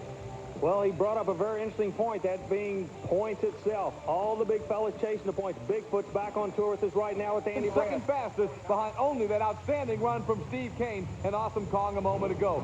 Well, he's looking good, but the truck that rolls to the line now is looking a little worse for wear, Scott. It looks like the USA 1's going to come out for his qualifying shot. You can see how heavily modified the defending national championship truck is as Rod Liptow brings out USA 1. We showed you earlier he won a week ago despite flipping. Army got to talk with Steve Wilkie, the crew chief, about how they got USA 1 back in action this week. The last time we had an opportunity to see USA 1, he was in kind of a strange position. He was upside down. Rod Liptow was driving the truck at that time. Then the man standing to my right took over. Steve Wilkie, the crew chief for USA 1, this is when you earn your pay. Can you tell us what exactly you've been doing in order to get this truck back in competition? Well, when we rolled it over, it took the Predator carburetors off this time, Army. The other times we've been upside down, it didn't hurt the motor. And so we've had to go back to the boss in Minneapolis, and he's had to call the 1-800 the Predator there and get us a set of carburetors sent out to us. What about the other damage to the truck? Well, it's really not very bad. Sheet metal, the roll cage is pushed down a little bit. The batteries got thrown around in the back, but it's pretty minor. The frame is okay. The drive system is fine. Okay, as a crew chief, why is it so important that you get this truck back together for this particular event? You're fourth in the national points. Now, you have won the last two events. You're fourth in the points. Why is it so important to get the truck to the line tonight? Well, I think you said it right there, Army, the national points. It's my job to keep the truck underneath Rod, and it's Rod's job to win the national title. I'm kind of behind the scenes, but if I don't do my job, Rod can't get his done. Talk about pictures telling the story. They showed you the damage from last week's flip. But remember, it was a flip that brought victory to USA 1. We'll see how well the modified USA 1 can run here in Weedsport, New York. And here comes the qualifying shot for Rod Liptow in USA 1. Liptow still going after it. He's got the old USA 1 attitude. He's attacking. He's going for the throat. A good qualifying run. That had to be kind of spooky for him. We get the message at 8:39, Scott. So that'll put Rod Liptow in the middle of the pack as far as qualifications. Looking at that left front wheel. Speaking of a guy that's got a good view of his left front wheel this week, look at this. This is a dream race coming out here now. Well, this is the one they paid their money to see here at Weedsport. It's Carolina Crusher in the far lane. Closest to us, Rod Liptow, USA 1. The current point leader against the defending national champion. This race could affect the national championship. Liptow comes back in the left lane and takes the win. However, the Carolina Crusher, he was pushing him out the back door. He may get to come back through that fast loser. I really like that setup, Scott, because it makes you race all the way through the end. A great race. Let's hear first from Jerry. You still got confidence in this truck, don't you? Oh, yes. I'd like to get a rematch with them. I'll get them next time. Rod Liptow in USA 1 getting the victory. The hard work paid off for him and crew chief Steve Wilkie. Army's got both of them. Well, they say every day's a good day. Just some days are better than others. You guys are kind of turning a bad day into a good day. Steve, it was worth it, I guess, wasn't it? It's always worth it. We do it for the fun, True Value, and Chevrolet, and the fans over here. I'll tell you what, we worked all day, and this is the man here. Rod, everybody's looking at you now. He had to get you back in the race. He did his job. It's up to you. And you're getting quicker. Is that because you've got confidence back in the truck? Well, my first run there at qualifying, I was just trying to feel the truck out, but now I know what the truck is going to do, and I know what I can do out here, so it's going to get faster and faster. I have Steve does good back there. I said, I'll get my body together, you get my truck together, I'll go out and do my job. He did his, now I'm out here doing that. The words from Bennett Clark. Now, the rematch. Earlier, I think Carolina Crusher and Gary Porter were a little surprised, Army Armstrong, because they thought USA 1 may have been a little more disabled. But obviously the truck ran so very well. Here it is again. USA 1 exploded over the second set of cars. The second set of cars told the story, but I want you to notice the Carolina Crusher, when he launched, he went to the right. He did not go straight. Porter said, I hope I can get back and go head-to-head with him tonight. Well, this is his chance. Let's see if he can do it. This race is so important to the national championship. The leader on the left side of the screen, the man trying to close the door on him on the right side. Who's going to take a win? We're going to find out right now. They both lead side by side. First jump look at the USA 1. Both of them kiting real hard to the right, but the USA 1 puts him down for the second time tonight. You have got to be so impressed with the way Rod Litzow and the entire USA 1 team just keeps coming back and keeps coming back. Army standing by right now with Rod Litzow. Rod, a 685, and Porter said he wanted to get a hold of you. I don't think he's going to be that confident the next time y'all go head-to-head. Yeah, I know. You know, he came out for the last round and thought, I was going to run a little slower, but I surprised him on that one. So I knew he was a little more ready for this one. So I pushed the truck a little bit more. Every time I run tonight, I'll push it a little hard. I'm getting used to it. I'm getting a nice bounce off the first set of cars, and I hooked up a little crooked on that last one, but it pulls out real nice. The current point leader has been dispatched, but what a Final Four we have in the semifinals. It'll be Bigfoot. We're going to try to put it on there tonight. We'll see. He's got one more win to try and record to do it. Will his opponent be the defending national champion, a guy looking for 3 wins in a row, USA 1, or will it be Dave Wysorek in Nightlife? You know, Army, we haven't talked that much about Wysorek today, but every time he comes out, he's won. Yeah, Wysorek will hammer you in the ground. He's not that flamboyant a driver, but he keeps going round by round by round. Everybody's got to work to get past him. However, he has a little bit of problem. USA 1 has been building a nest in that left lane. Going to the final, it's going to be USA 1 and Bigfoot. Ford and Chevrolet in the final at Weedsport, New York, Scott. Rod Litzow continues to do it. He's got another win, and Army's got him right now. Rod, a 685, and I can tell you are pumped up tonight, aren't you? Yeah, I am. It's, you get that feeling. I told you before, and I got that feeling on this track. Truck's hooking up good. Everything feels great out here. I'm going to go for it all the way. Trying to hold on to the silver flag despite the damage. He's battered, no doubt about it, but as of yet, he has not been beaten tonight here on Tough Track. Rod Litzow and USA 1, the defending national champion, certainly on a roll. He'll roll into the finals in a few moments in Weedsport against Bigfoot. The TNT Monster Truck Challenge from Weedsport, New York is just about ready to go. It's the defending national champion, USA 1, and Rod Litzow. He's been battling all week, of course, coming back from that flip a week ago here on Tough Tracks. Obviously, the truck is beat up, but very, very fast. And Bigfoot, who feels like he needs some redemption right here. He lost the matchup to a flipping USA 1 a week ago, and Bigfoot wants to mash USA 1 right here. Well, Scott, you got a whole lot of pride sitting on the starting line. You got to remember, these trucks are both second-generation trucks. Everett Jasmer started out the designer and builder of USA 1, as did Bob Chandler start out the designer and builder of Bigfoot. A lot of pride on the line, not only for the owners, not only for the drivers, but for the manufacturers, as it's Ford going against Chevrolet. Litzow trying to come back to prove he can do it. Nobody has done what he's attempting to do now. That's to win 3 events in a row in 1989, and he's doing it the hard way. Rod Litzow is on the left-hand side of your screen. There you look in the cockpit. Andy Brass ready to go in Bigfoot. This is what it's all about. This is for all the marbles, and it could be a big win for USA 1 on the national points chase, or a big one for pride if Bigfoot can knock him off right here running the New York Tour with the TNT Monster Truck Challenge. They're looking at that green starting light. They're at the start line, and they're off, Army. Both drivers lead side by side. Who gets the best bounce? USA 1, the best bounce. He's going to take the win. 3 in a row as the crowd roars in Weedsport, New York. He's done it again. The Chevrolet, Rod Litzow, and USA 1 from Spring Lake Park, Minnesota. There's his thrilled crew chief, Steve Wilkie. He has worked so hard on this truck since the flip last week, and boy, you can see how excited he is as Rod Litzow, the USA 1 team, gets the win here in Weedsport, and Army's with a happy winner. Rod Litzow, when you came into Weedsport, New York, you were coming here just for the points. You had flipped the truck upside down. You and your crew chief, Steve, says, we got to go just for the points, but we're standing in the winner's circle. And right now, you're going to get to keep the flag for the 3rd week in a row. You're the first driver to ever do that. It feels excellent, man. You know, we did come here. We were just coming here just to hold the point, but everything went together. Everything was feeling great, and, you know, as I said, I'm going to run the truck to what it will do. The truck was running excellent, so I put it together. You're running 680s all night long, consistent. You're just driving as smooth as if the truck was perfect. The truck had excellent mid-range in it this time. It just hooked up so nice on this track. You know, different tracks have, you know, how they're designing that. And we hit the right gears. Everything just worked out perfect here. He came here hoping to hold on in points, and he's moved up.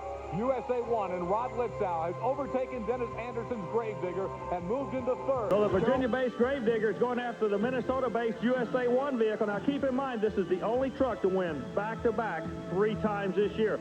Something you had to do. 3 weeks ago, you're at a no-man's land. You had to start winning, and you've done it. The truck is actually flipped, but you took a win over Bigfoot. He's here tonight, the Carolina Crusher. Awesome Kong. They found some lost horsepower. It's going to be a battle tonight, and everybody wants to take that flag away from you, Rod. Yeah, I know that, but, you know, I got the flag, and I'm going to try keeping holding on to it. The truck's been running good. We're running strong right now. You know, we had a little mishap there, but, you know, we came back to this race, and before we head home, it's just running excellent. We didn't want to change a thing. This thing is just powering out. The silver flag that Army and Rod were talking about signifies the most recent winner. And for the last 3 weeks, that flag has been won by Rod Litzow and USA 1. Here's the guy keep getting faster and faster and putting out more power and more power. Well, here's the one we want to see. USA 1, winner of 3 consecutive weeks here on Tough Tracks. Let's see how he's going to qualify tonight. We know the speeds are looking great. The times are way down there. Awesome Kong is 666. Can he get it? Here comes Rod Litzow. Oh, God, he comes out like a rocket. It looks like quick time of the night. What a rocket out. Look, 6.5 seconds. He's under 6. They're going almost a full second quicker than a week ago on the same track. Whoa, is this going to be intense competition tonight? USA 1 at 6.46, and there you look. Into a happening. The people from the Northeast have an opportunity to see these monster trucks, and believe me, it's no holds bar monster truck racing when it gets down to this point in time in the season. USA 1, Rod Litzow. We documented for you last week how he flipped here 2 weeks ago on Tough Tracks. Came back and won despite all the modifications last week. Tonight, going one step further, Army, he sets the fast qualifying run. Well, the confidence factor, I keep bouncing back to that word, so you can see it in the drivers. And when I do the interview with them at the end of the track, I'll have my hand on their shoulder or something when I'm talking to them. You can feel their heart pounding, and Litzow is really pumped. He wants to go. Nobody has ever won 4 in a row. Litzow could be the first, but he's got to win one race at a time. And speaking of races, he's got to put Clydesdale on the trailer in this round. Bennett Clark out of Powder Springs, Georgia. He's closest to you, but it's all USA 1. It's almost like this guy is possessed for this win, and you can just see it oozing out of him. Rod Litzow is flat on a roll, and USA 1 has put himself in the semifinals as he tries to get that historic 4th win in a row and continue to hold the Tough Track silver flag. Well, we know Litzow has advanced to the semifinals. There are 3 more spots in the Final 4 matchup. And, you know, we've talked in recent weeks about the way Bigfoot and Awesome Kong have been battling, but over the last couple of years, there's no doubt the biggest rivalry in this sport has been USA 1 against Bigfoot. Army, they're about to renew it here in Weedsport. Yeah, there's no doubt about the rivalry. We told you the story. This rivalry goes back to the originators of the sport. Everett Jasmers came into USA 1. Bob Chandler with the Bigfoot. But right now, the second generation win goes to the Chevrolet USA 1 with Litzow doing the driving. How hot can he get? Rod Litzow is on fire, and USA 1 is dominating. He has just rolled and thundered, pounded his way into the championship matchup, and he's going to be hard to hold when he comes back in the finals in a few moments. Army's going to get over with Litzow right now, and he is red hot. Can you make it 4 in a row? Simple as that. Yeah, I think I can. All we got to do is make sure we keep those batteries holding in. I hit that first rebound there, and it throws my batteries out. Because we're just trying to rig it up just to make it through here. And, you know, I coasted through that one. I was lucky to get that one. Whatever they've got it held together with wire, duct tape, or whatever, it is working. Monster Mash.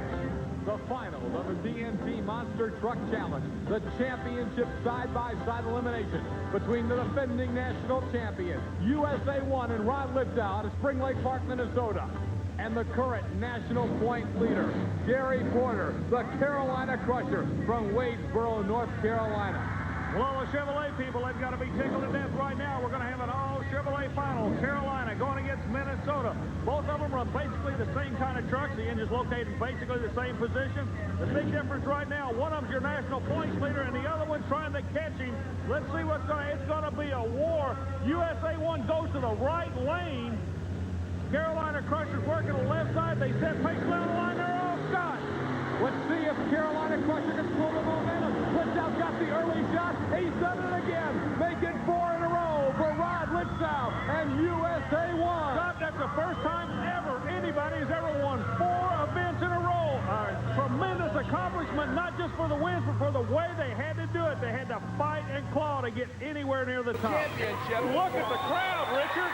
Rod Litzow acknowledging the thousands in Weedsport as we're going trackside with the winner. Well, Rod, let me be the first to congratulate you on doing something nobody's done. That's 4 in a row, and it looks like you're on your way now. Yeah, everything's feeling good, you know. We pushed it to the limit on that one, but, you know, we work hard, and that's what pays off. When you work hard, you come out to the race, and we win, and it's all it all is about. Well, it got down to the last 15 seconds. They were getting ready to bring another truck in. What was the problem back in the pit area? Well, with our batteries again, and what we did is we combined, we usually run 4 batteries. We went back down to 2 batteries, and we tried jumping across, which wasn't enough power to run this. So we had to jump it. Once it's fired, I got the power to run it, so it worked out. 2 years in a row, national champion. It's a possibility now. A month ago, a lot of people had you down and out, but you're working your way back. Can you do it? Well, that's why, you know, they pay me to come out and race. I'm going to win every one. They keep the truck going. It's going great. I'm planning on taking it again.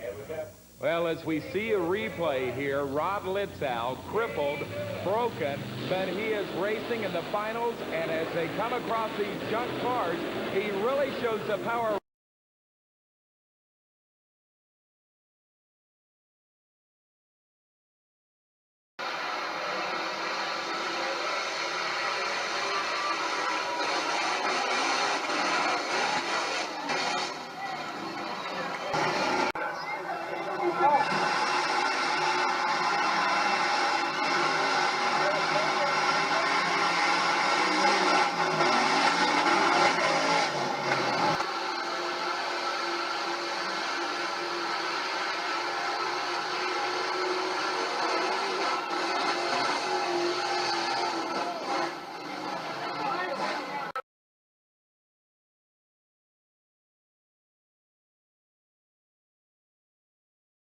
Hi, everyone. I'm Stan Rhodes. Glad to have you join us here for Trucks and Tractor Power on the Nashville Network. And, of course, a man who knows all about the rivalry between USA 1 and Bigfoot, Rich Hooser. That's right, Stan. The rivalry's still there, too, this year. Andy Brass is driving. Now, last year, Rod Litzow nosed me out, and he rolled the truck doing so. This year on the mini circuit, did the same thing against Andy. The competition's still tough. He rolled it in Buffalo, but he won the race, and he came back to win 2 more after that with the damaged truck. All right, also working alongside with us is TNT Motorsports' Mike Goss. Let's find out about his perspective for tonight's race. Thanks, Stan. Last year was a 2-truck race between USA 1 and Bigfoot, with the Chevrolet coming from way behind to nip Bigfoot at the end. He's behind already this year, quite a bit behind. That's because he's racing against the likes of the Equalizer, Carolina Crusher, and the awesome Gravedigger behind me. Awesome Kong taking on the Jersey Outlaw, and then finishing up the bracket, Bigfoot against Rambo. And here we see qualifying round with USA 1. Yeah, the reason we're showing this qualifying round here, USA 1 has some problems with his vehicle, and he's not going to be able to run in the whole show tonight. As you can see right there to the first set of cars, and no problem comes up against that rail a little bit, but he's going to take the win because USA 1 has broke, I believe, the transmission or the drive shafts on the truck. Well, let's go down to Mike Goss. I believe he's got Rod Litzow standing by so we can find out what indeed was the problem that caused him to stop right there after the first jump. Okay, your defending champion's defense of his national title is halted once again. Rod, what happened in qualifying? Well, when I took off in that qualifying run, when I hit second gear, it just tore the tranny out of it. And we don't have enough time. It's a 3-hour job to put it in. I won't be able to come back, so it's a bad thing to happen. So, Rich, that rivalry we look for between USA 1 and Bigfoot won't take place. That's right, Stan. It's too bad about USA 1 that had to happen because he's a heck of a runner when it comes to this monster truck racing, and this is his track. So many races. We're going to get started right away. It will be USA 1 taking on Buffalo Tremor. As you can see right there, Stan, he handed him the kill switch. Now, what this does, he plugs that in inside his cab, and the official at the end of the track has control over that vehicle in case it gets out of control. So Rod Litzow taking on John Kwasniewski. And Litzow gets a great start there, but seems Buffalo Tremors having problems at the very starting line. Now Litzow's just taking it real easy here. He knows he's got the win, gets a little bit of a wheelie there for a nice finish. Well, he took the easy win, and Buffalo Tremor never got off the start line. He never hit the first set of cars. I'm not sure exactly what happened. His engine died. It might have been trouble with that kill switch, but we'll have to wait and see. Another Chevy driven by Rod Litzow. He's out of Spring Lake Park, Minnesota. Okay, Stan, this is going to be a race that a lot of people have been waiting to see. Here's two guys with a lot of horsepower and a lot of guts, and that's what it takes to run in this track. And I tell you what, here, Gravediggers had a little bit of smoke coming out the back. It gets a little crooked after that first set of cars, and Litzow's going to win this one. Well, so far, it has been that far side lane, Rich. It sure hurt Anderson right here. They're both pretty close right here after the first set of cars. But watch what happens to Anderson. As soon as he bounces off there, his rear end swings around to the left-hand side a little bit, causing him to let off the gas. Well, good win for Rod Litzow. Rod, you're showing me you really want to defend this title. Yeah, I like this track, and I'm hooking up. I got the lane I want.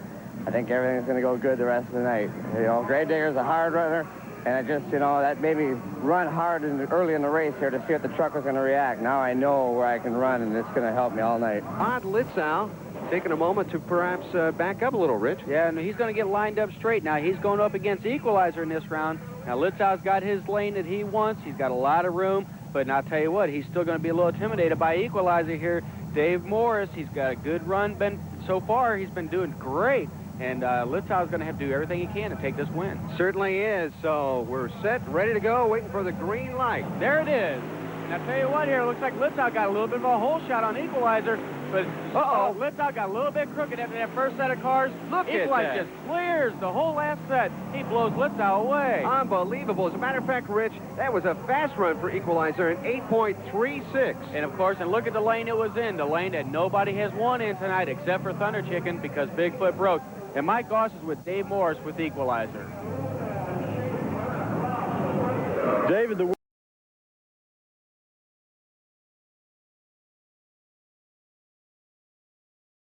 Well, thanks, Scott. Standing with me right now is a man who was under some pressure. He had to make a move, and he did just that. He moved up to number 3 in the national points chase, that being the driver of USA 1, Rod Litzow.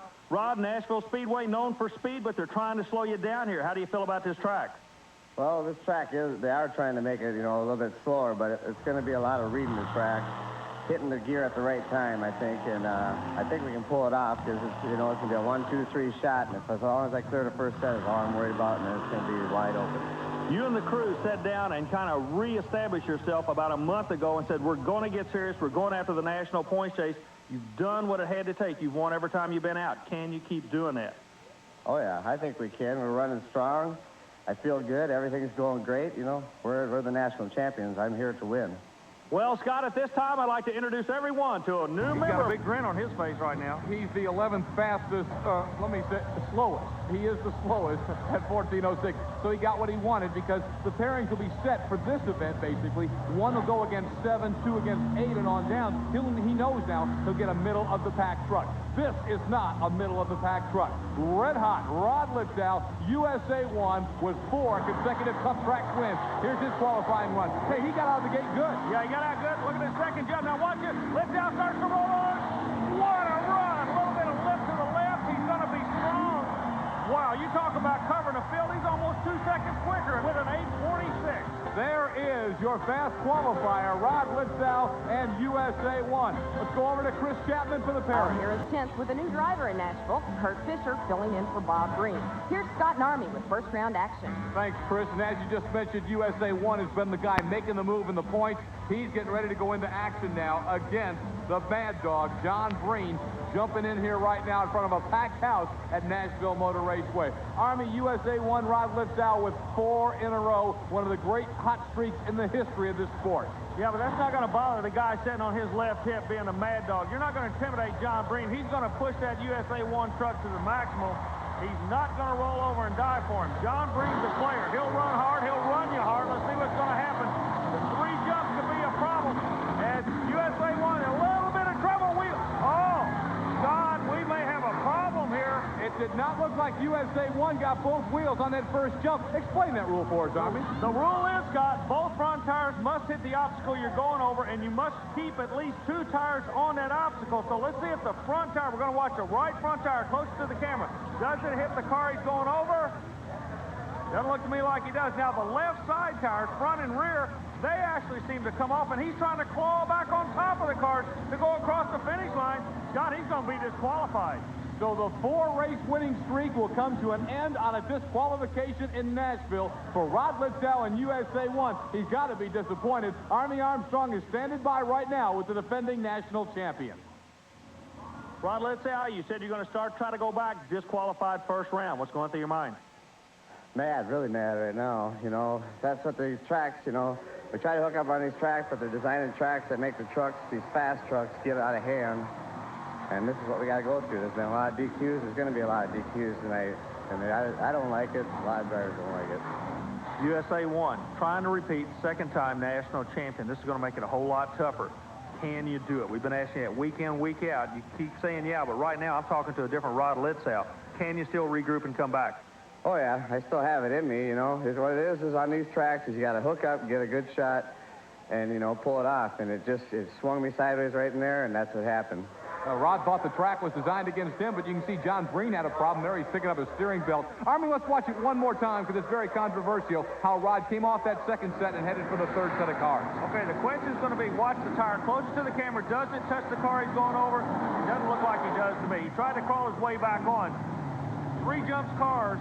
These guys just don't like that setup, Scott. Rod Litzow will not make it 5 in a row, and I'll tell you, the whole USA 1 team is very unhappy, and it appears that Everett Jasmer is trying to claim that they did touch both wheels on. So he's going to continue to state his case, but John Breen goes to the next round. Over the finish line first. The bounces cost Gravedigger. The consistency of John Moore on that run gives him the victory. As you can see right now, our TNT officials all looking around the tape right now, and Rod Litzow's there. And what they're looking at is the timing tape from that last run of Litzow where he was DQ'd. Well, a decision was made by a track official that affected USA 1. The owner of that truck, Everett Jasper, standing with me right now. Everett, your feelings on the call? I'm so angry I'm shaking right now. I've never seen a run like this. It's the 3rd time in a month we've had bad calls made on us. We went over here a little while ago and reviewed the videotape. We proved on tape, on more than one tape, that we were right, and the line judge refused to change his call. But once again, we are made an example of, and I'm getting really tired of it, damn tired of it, and I want to go racing. I'm tired of this foolishness with these calls by people that can't see what they're calling. And I'm going to make sure that these rules get changed. Okay, now, I can tell you're upset. This should make you that much more determined to prove your point to come back and to win this championship. Now, Rod seems to be driving his heart out in the truck. The truck's making the horsepower. It's the little calls that are catching is what you're saying. I've got a real major problem. I've got a driver, I've got crew members who are being affected by these cheating calls, and I'm not going to put up with it. I'm going to make sure the rules are changed so that we have some judgment on these calls so that we can call the judge and make a decision on it watching the video. The rules are going to be changed fairly, and we're going to come back and we're going to win this thing. No matter how many times we get cheated, we're going to come back and win this thing. Everett, thanks for coming down and being with me and telling us your side of the story. Now, ladies and gentlemen, the rule that he's talking about, in monster truck racing, the rule says specifically, both front tires must hit the obstacle you're jumping. That's where the question lies. Controversy in Nashville, a very, very unhappy Everett Jasmer, but nonetheless, the decision stands. USA 1 is out for the night. They'll continue discussing it, but when we return, it's back to action. We'll see more first-round competition on the TNT Monster Truck Challenge in Nashville, including a race between the Spaniard brothers. Anderson, he tried to be easy, but it wasn't good enough. So Everett Jasmer, as we talked about earlier, the owner of USA 1, he's still unhappy about the ruling we had earlier. It's also cost Dennis Anderson, but indeed, you have got to be careful early on this track, obviously, Army. If USA 1 would have won easily, he said. Here's a portion of that interview from a week ago. Yeah, I just wanted to make mention that we come out here, Rodney's qualified that truck 2/10 faster than anybody else out here tonight. I know we would have been running in the 7th by the end of the night. This was our race to win, and we got cheated out of it, and it's going to come to an end. Once again, let's look at the videotape. And Jasmer's not happy about it all. The rules state, though, that you have to have both wheels hit the front obstacle. USA 1 on the left-hand side of your screen. It looks clear from the videotape that he did not get both wheels on that front car, and that's what caused the disqualification from a week ago. Later on, it would be King Crunch coming through the field to get the victory over Equalizer in the championship matchup. It was Scott Stevens and King Crunch's first victory of the year. Army is standing by. We'll see the runs of USA 1 and King Crunch. But first, we asked USA 1 driver Rod Litzow about last week's disqualification. Like Everett Jasmer, he's not happy. Yeah, I was disqualified last week, and I feel it was an unfair call. But I'm going to come back this week now, and we're going to be going as hard as we can. It's a tight track, but we're set up for it. I know I can do it. I'm here to win. The confident defending national champion, Rod Litzow, USA 1. Last week's disqualification cost him a chance to win 5 in a row. Here he goes on his qualification run, Army. We're keeping an eye on him to see how smooth his truck is. Again, he drifts off the side of the cars. Now this week he's lifting to the left. Last week he was going to the right. At 8:79, that's a quick time, but like Scott Stevens said earlier, you got to be around at the final in order to win this thing. Definitely looks like he's ready to roll, though, coming over. And you've got to realize he was DQ'd last week. Another truck hasn't beat him, really, in 5 weeks here on Tough Track. He looks good again tonight. Yeah, excellent run. I'm watching a replay. That truck is handling strange compared to the way it has in the past. It's jumping left or right. The truck does not want to go straight. It's just a lot of power. A lot of power, and if he can get that repair made, we'll see him again, the Barbarian and Jim Miller. Well, here he is. He's been in the middle of a lot of wins lately, and last week in the middle of a lot of controversy. USA 1 and Rod Litzow to face the hometown boy, John Moore, and the no-problem Ford Bronco. So one of the old classic battles takes off. Hometown boy driving a Ford, national champion, defending national champion, in a Chevrolet on the far side. Now, the Chevrolet feels like he's got something to prove. Not only the driver, but the owner himself. They feel like they were robbed of a win last week. They're out to prove that they belong in the winner's circle. But they got to get past John Moore, and I don't think that's going to be an easy task tonight. No one's gotten by him easily in Nashville these 2 weeks here on Tough Track. And right off the bat, Moore's hanging tough with USA 1. Rod starts to pull him a bit, though. Gives the win to Rod Litzow and USA 1. I tell you what, Litzow at that USA 1 True Value Hardware truck was making a tremendous amount of horsepower on the last half of the course. Give the victory, as I mentioned a moment ago, to Rod Litzow's USA 1. No DQ, no problems with hitting the cars. He hit them all squarely, and Rod Litzow moves into the quarterfinal round. No controversy this week, just a big victory for the defending national champion.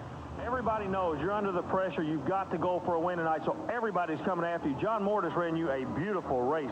Everybody wants your high tonight in Nashville. What's going through your mind out there? Right now, I'm putting it all out of my mind because I know that's what they want. All I'm going to do is run my race. I'll run the best race I can, and that's what I'm going out here to do. I'm not going to think about the other drivers. I'm going to run fast times all night. Good luck to you. See you in that next round. Thank you. Look again. Now, this is the timing monitor's view, and you can see just how close John Moore, no problem, was to upsetting Rod Litzow's USA 1 there. You know, that's the same angle they were looking at last night, trying to catch a disqualification. You can't do it looking from a right angle. You got to look straight ahead to pick that up. The quarterfinal, a couple of weeks he's had here at Nashville, John Moore, and no problem. We'll see that Ford Bronco a little later. You got a shot of the Barbarian. He's going up against Batman, Rod Litzow, and USA 1. USA 1 and the Barbarian. This ought to be a dandy matchup. Jim Miller is the driver of the Barbarian, Army. It's going to be a dandy. Remember, Miller pulls the trigger and just rides it out. Look at here. He's way out in front of USA 1. Miller, the Barbarian. What a run. That's got to be the biggest win of his career. And the surprise of the night, no doubt about it, Jim Miller's Barbarian shocks Rod Litzow and USA 1.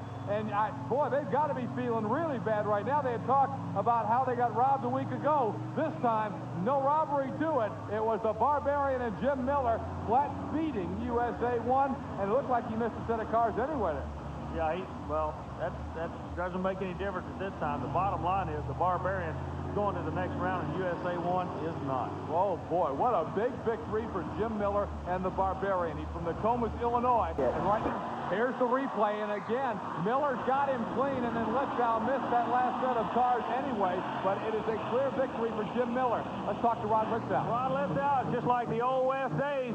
You're number one, and everybody's laying everything they got out to put you on the trailer. This kid, 3 months ago, you wouldn't have worried about him, but he wanted to beat you. Everybody wants to beat USA 1. Yeah, I know. You know, he's got a new motor in there. He's running hard. That's what I said earlier. It's going to take, you got to hook up, hit the cars, and get them on there. It was a close run, but I put what I had in the truck, so. Rod, the national championship, while it's fresh on your mind, you and Everett are getting back further and further into this corner. Can you still pull this thing out? Oh yeah, we gotta think positive that we're gonna pull it out. We gotta keep going that way. That's the only way we're thinking.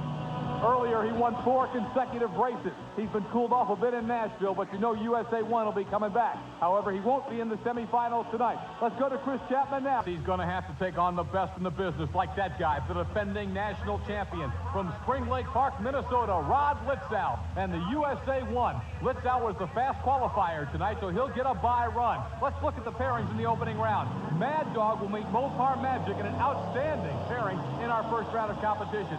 Jersey Outlaw, the Ford, takes on Playing for Keeps, a local favorite. Then Gravedigger, everybody's favorite, the awesome power of the Gravedigger, goes up against the Ford Bronco with no problem. Equalizer will meet Clydesdale in a Chevy battle. King Crunch, last week's winner, takes on the Wild Hair. And the Stalker is out to go up against Buffalo Tremor. There's the Carolina Crusher. He'll take on Nightlife. Some great matchups in the first round of competition. In Nashville, Tennessee, USA 1 was actually disqualified for not hitting the cars properly. Army, tell us about that ruling. Well, in monster truck racing, the rules specifically say the front tires have to hit the obstacle that you're going to go over. Now, John Bream had no problem. He hit everything with his front tires, but on the final jump, I want you to watch the right front tire of USA 1. Did he hit it? I don't believe he did. That left him disqualified.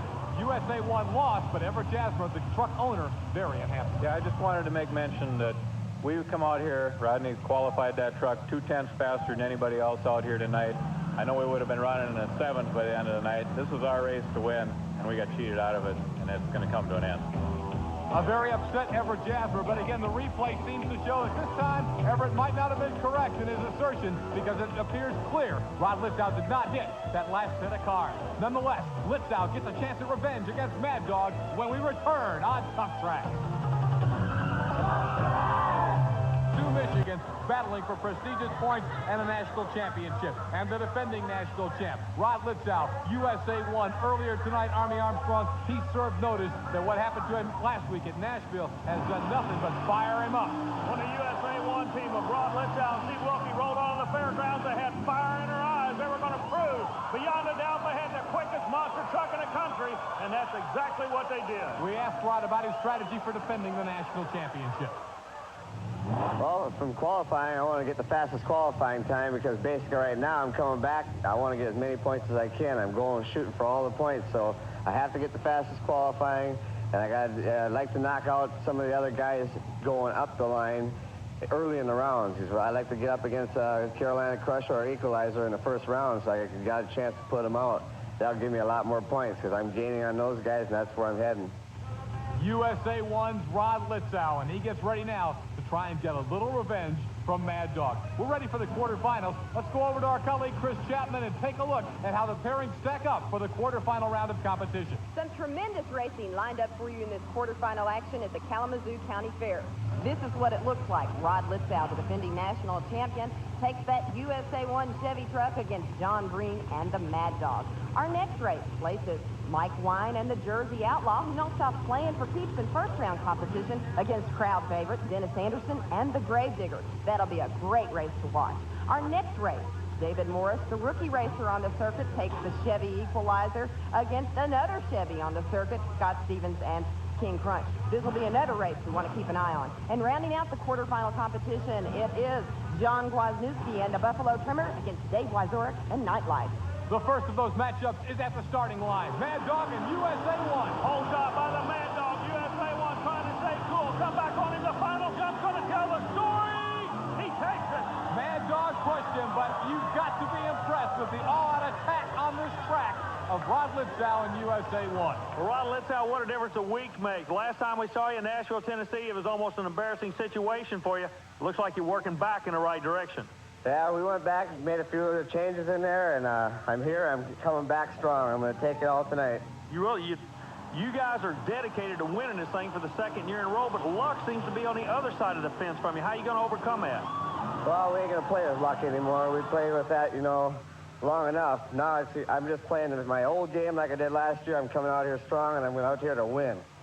Rod Litzow serving notice on the field, but hey, those red lights... Always the crowd favorites, Dennis Anderson and the Grave Digger. Our final pairing places the equalizer head-to-head against Dave Wyzurek. A big surprise in this racing here tonight by knocking off Gary Porter and the Carolina Crusher in first-round competition. But now let's go to Scott and Army for the call of the action. Thanks, Chris, and this is one they flat paid their ticket price to see tonight, Army. It's Grave Digger, Dennis Anderson, Chesapeake, Virginia, against the defending national champion, the Chevrolet USA 1 and Rod Litzow from Spring Lake Park, Minnesota. Litzow come down that right lane, but both red lights are on the Grave Digger. You know what that means? It's going to be a Donnybrook. They come out side by side, half bracket close.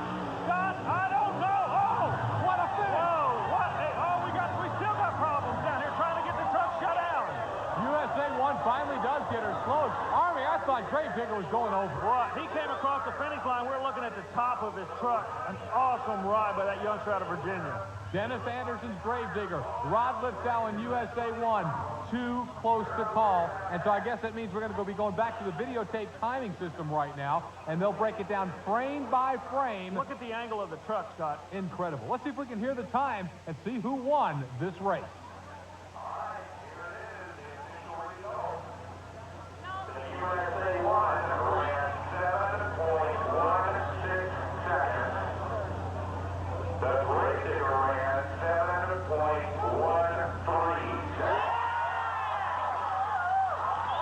Dennis Anderson gets the win over USA 1's Rod Litzow. Rod Litzow, 7/100ths of a second. So little, but yet so far. Yeah, I don't know. I ain't way I planned it out here. I was pushing it to the limit there. I don't know. I thought it was a lot closer than that. I don't know. Maybe I have to review the tape again. I don't think he got me because I was looking out the side of I was looking out the side. I could see him behind me, so I don't know if he got me there. So you got some doubt as to whether or not he did beat you? Yeah, I'd like to see the tape on it. Let's you and I take a look at it, Army, and here it is, the videotape of that finish. Grave Digger on the far side, USA 1 closest. Now look at the wheel, that white pole right in front, that's the finish line. Yeah, Grave Digger was there. You got to remember, every time you see the video jerk at 300ths of a second. However, we noticed at the end of the track that Grave Digger's on the hook. He did a lot of front-end damage on that run to put USA 1 away. Grave Digger now will have to see if he can come back to the final. If he can, he'll go for the win here in Kalamazoo. If not, USA 1 might be back. Man, what a race, and we're not done. We've still got another semifinal coming up. Yeah, look who's coming up now, the spoiler. The spoiler being Nightlife was. Will Rod Litzow be ready to try and knock off the youngster, David Morris, here at Kalamazoo? All the questions are in front of us as USA 1 or Grave Digger, after this great run, one of these two will come back with a monster smash against Equalizer. Stay tuned. There's no bigger superstar than that man right there. But you can stick a fork in him for today because he's done. I'm talking about Dennis Anderson's Grave Digger. He's broke. Cannot make the final. That means Rod Litzow right there. The USA 1 will be in the championship. Litzow lost by 300ths of a second, but he's not done. He's coming back in the final. It'll be USA 1 against the Equalizer. Well, you know, this is kind of an interesting setup because these fellows have gone head-to-head before. As a matter of fact, the last time they went head-to-head, one of them literally wound up on his head. That took place at Richmond, Virginia, when they lined up chasing these national points. When these two guys go, it's a Donnybrook side-by-side. They lead. Now, keep an eye on the truck on the far side. The left front suspension collapsed. End over end he goes. Morris is all right, but it sure scared everybody about half to death for a second. The wildest ride of the young monster truck racing career for David Morris. Army Armstrong was over to talk to him after he flipped the equalizer. Rocking and rolling. That was one situation. Here's another one as we get ready for the Monster Smash final. We're at Buffalo, New York, and we're going to look at Rod Litzow in USA 1 against Andy Brass and Bigfoot. You know, a lot of people think these monster trucks are just show. Will you believe this? TNT, when they come to town, you're going to see a war, all-out competition, and this is what happened. Rod Litzow Litzau rolls it over. Not the first time the USA 1 has been on its roof, because I'll tell you, Rod gives it everything he's got every time around. This was another wild ride, though, for the defending national champion. Army Armstrong got over to talk with Rod right after that flip. Rod, first of all, are you okay? Yeah, I'm just a little shook up, you know. The higher speed, it went fast over this time. Yeah, I seem to be getting a lot quicker now. Oh, yeah, a lot faster. And it was hard to react, and if she went into a slide, you know, the grass is slippery, and I couldn't pull it out of this one, and it just went all of a sudden, it caught an edge. The national champion in 1988. He started slowly in 89, so Rod Litzau has really had to put her on the edge to try and get back in the national championship hunt. And when you put it on the edge, sometimes you go over the edge. You know, in any kind of motorsport, that's the attitude you have to take. It's like a crapshoot. Back now in Kalamazoo, we're ready for the Monster Smash, the championship. Scott, what they're doing, the track crew is going out and actually knocking a ramp down, trying to take a little bit of air away from these trucks, as the drivers are saying it's getting awfully dangerous on the finish line into the track. Two are left, USA 1 and Equalizer, head-to-head, side-by-side in the Monster Smash.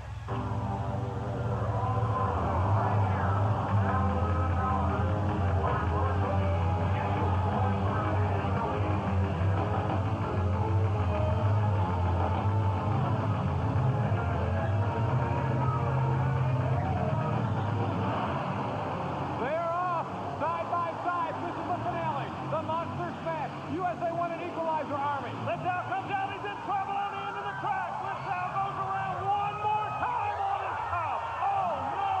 He wins, but he wins on his roof. USA 1 and Rod Litzau wins it in Kalamazoo, but he wins it upside down.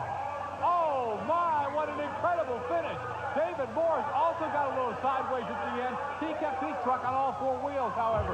Rod Litzau is upside down. An unbelievable race for the championship. The Monster Smash final. All the drivers come flying down to the end of the track to get a look at Rod Litzau's USA 1 and to get him out of that truck. Well, it gets scarier and scarier as we go along, and it gets so much quicker. These guys are flying down here. Wow, what a final. There is Rod Litzau. He's out of the truck, safely out of the truck, as he flips her again. But I'm going to tell you, he's going to flip it with a smile on his face, because Litzau came here for one reason. No matter what it took to get a victory, and USA 1 has done just that. As you can see him kind of looking over his handiwork. What an incredible finish. And there's Steve Wilkie, his crew chief, coming over saying, "You all right, Rod?" Litzau says, "Yep," and we won her. Look at it coming right into your living room. USA 1 on its roof, but a winner. We'll see it again and talk to both drivers next. Monster trucks letting it all hang out at Kalamazoo, Michigan. It doesn't look like it, but there's your winner, Army. You know, it's amazing. We just talked to the crew chief, Steve Wilkie. He told us the damage is all superficial. There's some sheet metal damage on the truck, and the air cleaners in the carburetor, that's the only thing that was damaged. They can go racing again. USA 1 got the win. The runner-up was David Morris, and Army got a chance to talk with the Equalizer driver. Army's with Rod. Defending national champion USA 1 has been very vocal about not being happy the way things have been going in 1989. He says the brakes have not been going my way. Well, tonight you took a win, but oh, what a cost to take this win. Yeah, it was. You know, it's something that you don't want to happen in that, but we're playing with different tracks. The tracks are slippery. We're going a lot faster.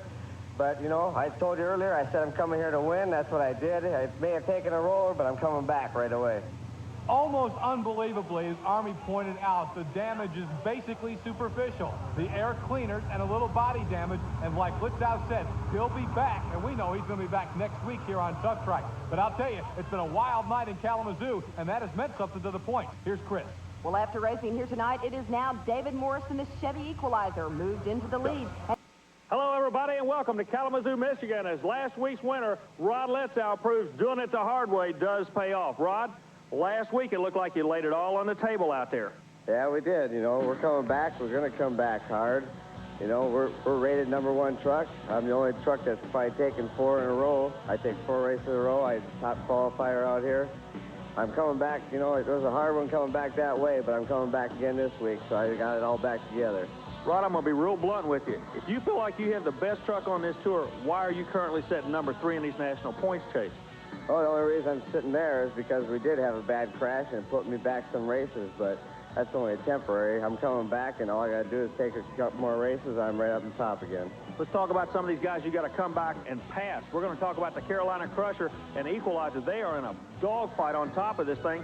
Last week, the Equalizer, this rookie comes out and nails the national points lead, bumping the Carolina Crusher to the number 2 spot. You're set number 3. Gravedigger sitting back there like a rocket. He's ready to make a move at any time. Everybody is running within a second of each other. We're getting races that are determined by 0.02 of a second, Rod. You yourself know that. You won and lost by that tight a race. The truck doesn't look that dominant if you look at a timesheet. Oh, yeah, everybody is getting faster out there, but we still know we got the fastest truck out here.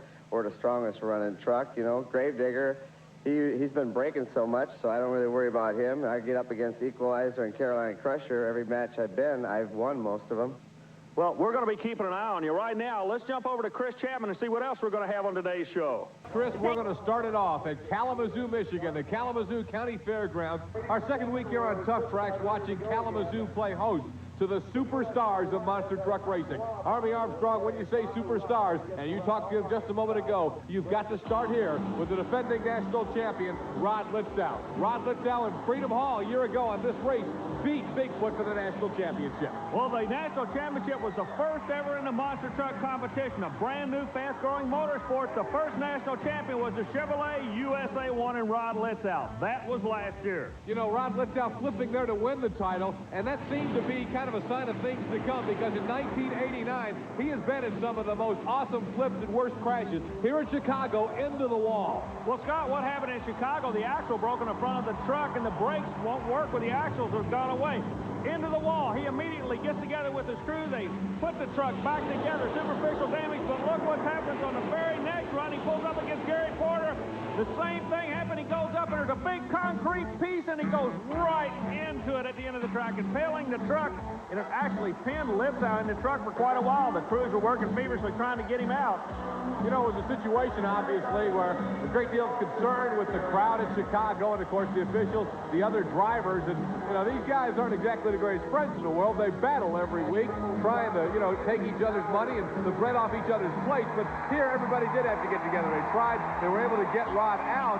But again, he had to be taken away and waved to the crowd. He was shaken up. His neck was stiff. They took him out and checked him over. It's amazing the amount of safety built into these trucks that Rod can go through some of the things he's gone through and think, you know, basically the truck's okay. He's able to keep coming back. But a few minutes after the interview we had with him, the EMTs sat down, were talking to him in the other room, and they started knowing his eyes were a little bit foggy. They took him to the hospital for a checkup. It was a good move. We appreciate the EMTs doing that. He did come back and compete later, but safety first on the TNT circuit. Here we go again. Rod showing you that he would come back and, again, not be afraid to put it on the edge. In Buffalo, he goes over, again, beating Bigfoot. He definitely high-sided the truck, and that is new. The truck is flipping due to the speed. During the interview right after the accident, he said, Army, he said they're getting much quicker, much faster, much scarier. We got a chance after this flip to ask him about his aggressive driving style. Well, it's not nothing that you really want to say you know how to handle. It's, you go into every race not thinking it's going to happen. You want to come into every race confident, and you go out there, I put it on my mind, and I'm there just to win, you know. That's all I got on my mind is I'm going to get to the finish line first. And at any cost sometimes, it seems, because last week in Kalamazoo, right here on Tough Tracks, in the finals against David Morris's Equalizer, he would win, but at what cost? At the end of the race, keep your eyes on USA 1, Army. Litzow, pull a shot. I want you to keep an eye on the rear wheels of the truck after the last jump. See if they even touch the cars. No, he completely cleared 12 cars, locked up the brakes, and once again, high-sides the truck. After it was all over, Army asked Rod Litzow the pertinent question. Rod, are you getting accustomed to turning that truck upside down? Oh, no. I don't ever want to think about flipping, but if it comes up, you know, they say I'm used to it, but everyone's a new one. Thanks, Chris. We're ready now to go side by side in the round of 8. The quarterfinals, and there he is, Rod Litzow, the cocky, confident one, the defending national champ, against the consistent Dave White Short and Nightlife. USA 1 Army, and gets the early edge. Wow, Litzow pulls a whole shot. Look at this, attacking the right side. He's looking super strong. I cannot believe how quick That 15,000-pound monster truck can move, Scott. Wow, Rod Litzow, USA 1, putting on a show in front of another packed house in Kalamazoo. Here they come right into your living room. You can see Litzow got a great shot and hits the car solid. You know, Scott, a lot of people think these drivers just hold on and drive straight. They are working like crazy up in that truck. He's racing. There are some outstanding rivalries in this sport. Army, I think this is the budding rivalry, the rivalry that'll probably carry into the 90s. The computerized state-of-the-art King Crunch and Rod Litzow, USA 1. One thing that I'm watching, Scott, is the crowd. They're kind of split. USA 1 definitely a favorite, but everybody's kind of pulling for this King Crunch truck because of what he's been through tonight. Can it be a Cinderella story for King Crunch? USA 1's got anything to do with it? Nah, his story stops now. They both leave side by side. King Crunch came out a little bit. USA 1 a little bit smoother. It's going to advance.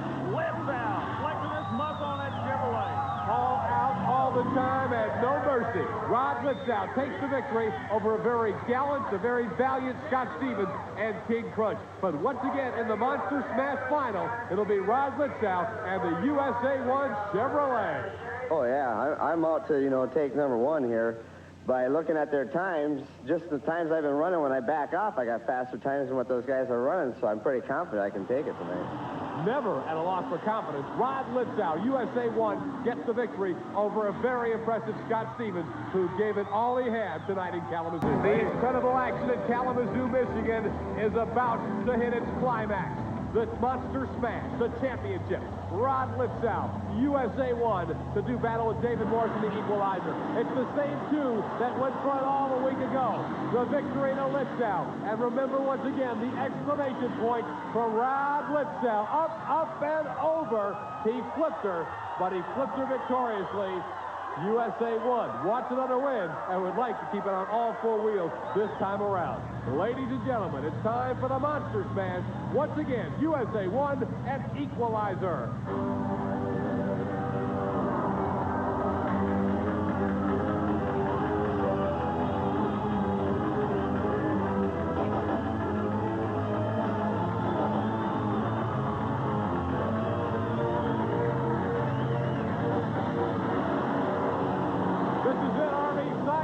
USA 1 got a big shot. No race at all. The equalizer came to the line just for the point. Gary Cook told us a moment ago they had hurt the engine. Tough break for the equalizer, but he will get points for making that round. USA 1 does it again. Make it 2 for 2 in Kalamazoo. Rod Litzow, USA 1, getting the victory in Kalamazoo, Michigan, as he continues to try and come from behind and pull off a second straight national championship on the TNT Monster Truck Challenge. But David Morrison equalizer by making the run to pick up the valuable points and no doubt stay in front in the national point chase. It's been a great, great tough track edition in Kalamazoo. Your winner, Rod Litzow. Let's go to Army with tonight's champion. Well, I believe Rod Litzow and the USA 1 crew showed the rookie a thing or two tonight. Well, I didn't think how far we were going to go, but that's, we're thinking positive. We're taking every race one at a time. We're out here to win, and we pulled it off. I was surprised pulling off. We only ran with 3 wheels all night. But, that's what we are. We're number 1, and we're going to stay number 1. You guys have one word that is not in your vocabulary. That's the word quit. Yeah, you're right. We don't ever want to quit. We always come out, we play our hardest. We charge it all the time. That's our main goal. Rod Litzow owns Kalamazoo here on Tough Track. Make it 2 for 2 in action at Kalamazoo, Michigan at the county fairground. Let's look at tonight's Monster Smash one more time. It's Litzow getting the great jump. Knowing that equalizer's broken, he's able to slow it down for the second set. But what if equalizer would have been full throttle? You saw that little bobble on USA 1, the True Value sponsored Chevrolet. It might have been a different story. We'll worry about might have been later. Here's Chris Chapman with the points after today's action. When the pairings come around, but a run that the people had an opportunity to just gasp when it was over was Rod Litzow when he went to the line in the awesome crowd favorite USA 1 True Value Hardware Chevrolet. Ladies and gentlemen, hold on to your seats. You won't see many qualifying runs like this one. All out attack by Rod Litzow and USA 1. Army, it's that last set. Look at him coming to it. The first set of cars, he actually rolled over second set a little bit more, but on the third set, look at that. Completely cleared 12 cars by about 20 feet. Adam standing in the aisle. Then Milwaukee at the Milwaukee Mile. Rod Litzow clears them all, and he is going to be a load. He's won the last 2 races in a row. Can he make it 3 in a row? After a leap like that, you've got to call him the favorite today. When we return, great first-round action here on Tough Track.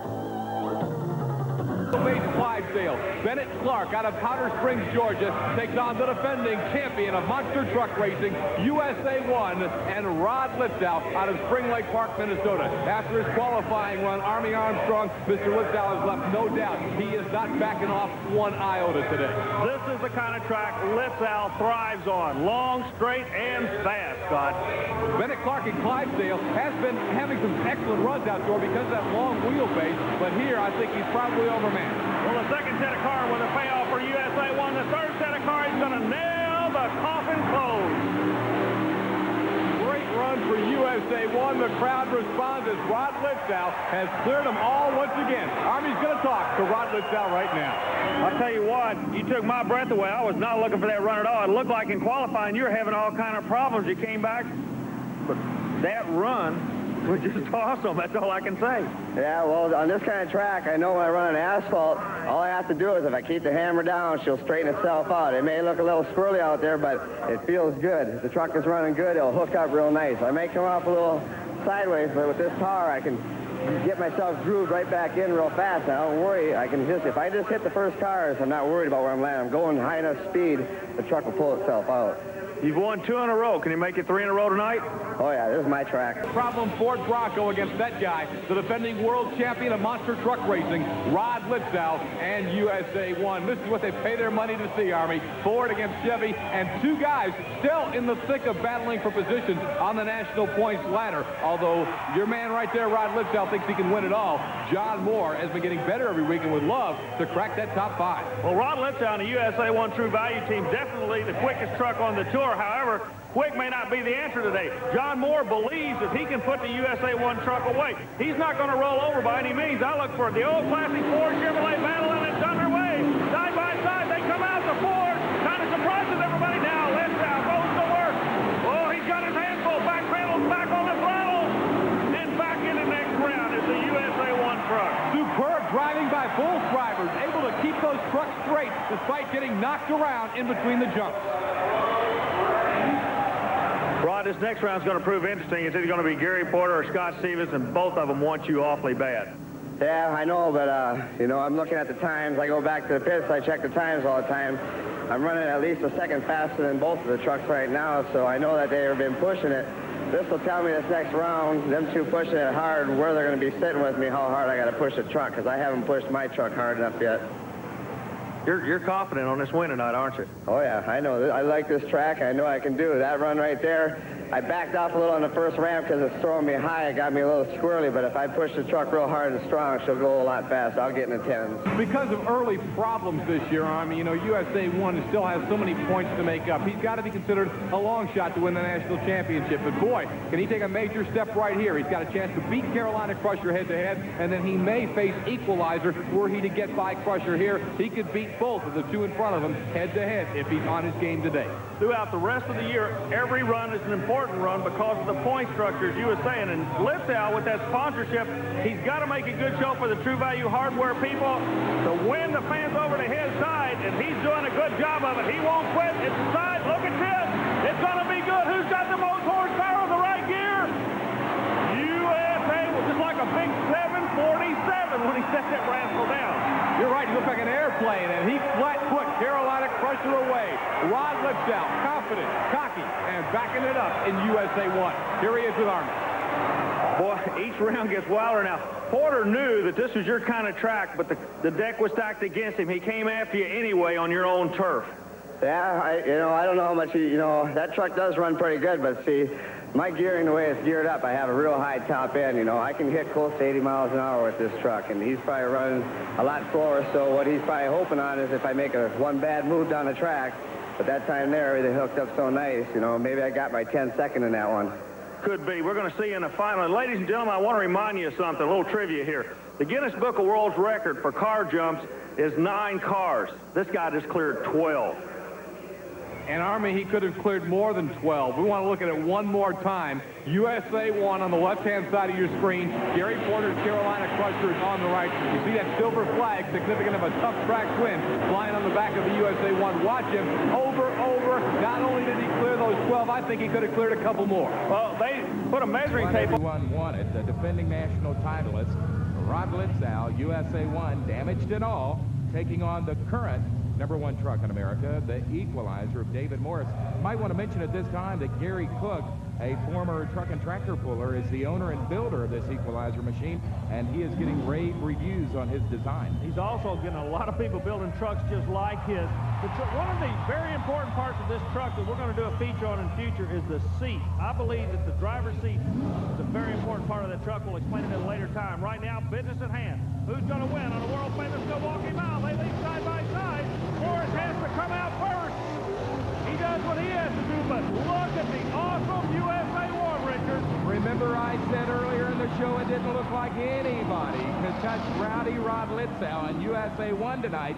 That is exactly what has happened, as Rod has now gotten his 3rd victory in a row, this time the win over the equalizer and David Morris. Rod Litzow, with this get word, you take the win with the 10:79, the quickest time of the night, and you're marching back for that national championship. Yeah, that's what I was going for. You know, I told you earlier that I had to figure out that first hill, and once I figured that out, that's where I was losing a little bit of time because the truck was going, and I pushed it to the max on the end. I guess my crew chief, Steve, just told me that we just used the motor to the max in that last run, and that's where I save it for.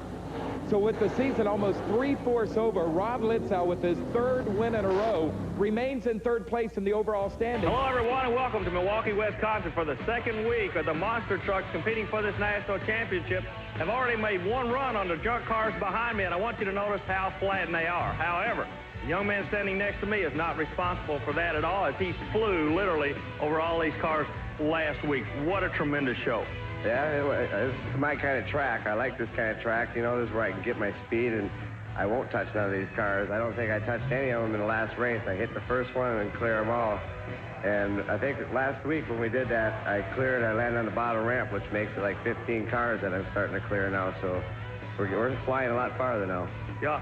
Speaking of flying a lot further, I want to give you some idea of exactly what they're doing. Now, this is an open competition. It's not to set up a special jump. But the Guinness Book of World Records for jumping cars is 9. This guy's jumping 15, racing side by side with somebody. So, Rod, you're working your way back on this national championship tour. It's been an up and down year. You seem to be on a roll. You'll win a whole lot, then you lose. Now you're on a winning streak, but there's only 12 events left this year. What's going through the USA team's mind right now? Well, everything's looking good, you know. We did have a little down streak there, but that's, you know, you run so many races and it gets, you know, it starts getting to everyone and the truck and everything. So we brought it back, we went through the whole thing, you know, we got the team all back together tight, and now we're out and everything's strong. So I think we can do it. We're here to pull it off. I think we really can do it. We'll be keeping an eye on you. And ladies and gentlemen, all this monster truck action is coming from the world-famous Milwaukee Mile. Now we're going to jump over to Chris Chapman, and she'll tell you about the pulling portion of Directly it. from Dennis Anderson. So Gravedigger continues his up and down roller coaster season. When he's been on top, when he's been holding together, he's been as fast as anybody, but it's been a story of breakage. Boy, you talk about fast as anybody. Here's your hot hand. Qualification attempt now for Rod Litzow.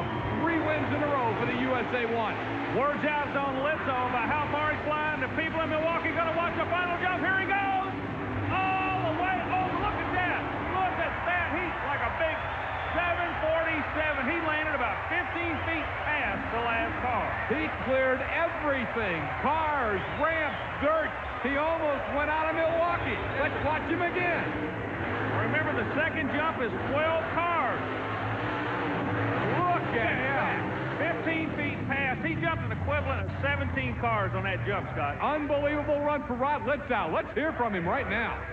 Well, the drama for the national championship continues with the first qualifying session coming to an end. The quick time right now is USA 1. He will get points for that, but he will not make the first round call due to brakies. Now, Rod Litzow, what happened on that run? Well, from the way we're flying so high in that, what happened is I snapped the bell housing. It cracked in half from the pressure of the bounce. Made it split right on the top, so it spun the tranny, so I can't bring it back in here today. It's too long a job to get back in the pit and put it together. 12 races to go. Are you still a player for that national championship? Oh, yeah, we'll be right back, you know. I can have this back, but it takes too long. I got all the parts here. I'll have it back together tomorrow. We're ready to roll. So, the Gravedigger and USA 1 are out of the competition. As you heard just a minute ago, this Fisherville track is as sticky as that candy apple. Let's go back to Army Armstrong, who is with Steve Wilkie, the brand new driver of USA 1. We're going to find out just where is Rod Litzow. Well, Rod had a problem when he was home. He injured himself. His right hand sustained some damage and had some surgery on it, and he'll be back. Steve, pressure's nothing new to you. Being on this USA 1 team, you've been under a lot of pressure as a mechanic, but there's a new type of pressure, that being the pressure of driving this truck and stepping into the shoes of Litzow. Well, Army, there is. I got some pretty big shoes to fill. Rod's the best in the country at what he does. I don't know, this week now, I've left the mechanic chores up to Mark Gerard here, and I'm trying to concentrate on driving the truck and keeping it straight. Lots of big stories here in Fishersville. And here's another one. No problem against Gary Wiggins and Mopar Magic. Let's go racing with Scott and Army. Thanks, Chris. It's showtime, the debut of Steve Wilkie driving USA 1. Wilkie driving probably one of the most powerful trucks on the circuit. We're keeping an eye on him. He looks to be having a little bit of problem on the slick track. Scott, I believe we got a disqualification. I don't believe both front tires hit the ramp. You're right, Army. Your winner, John Kwasniewski and Buffalo Tremor. John Kwasniewski wins in the Buffalo Tremor. Let's watch the DQ, Army, on Steve Wilkie. Well, what I was interested in was the starting line. Wilkie came out, ramped the throttle, immediately spun the tires. I think that put him a little bit out of shape. You get a little bit out of shape, it's like oscillation. It gets worse the further down the track, and that's exactly what happened. Bigger t-shirts. There's one right there in the crowd at Fishersville, Virginia.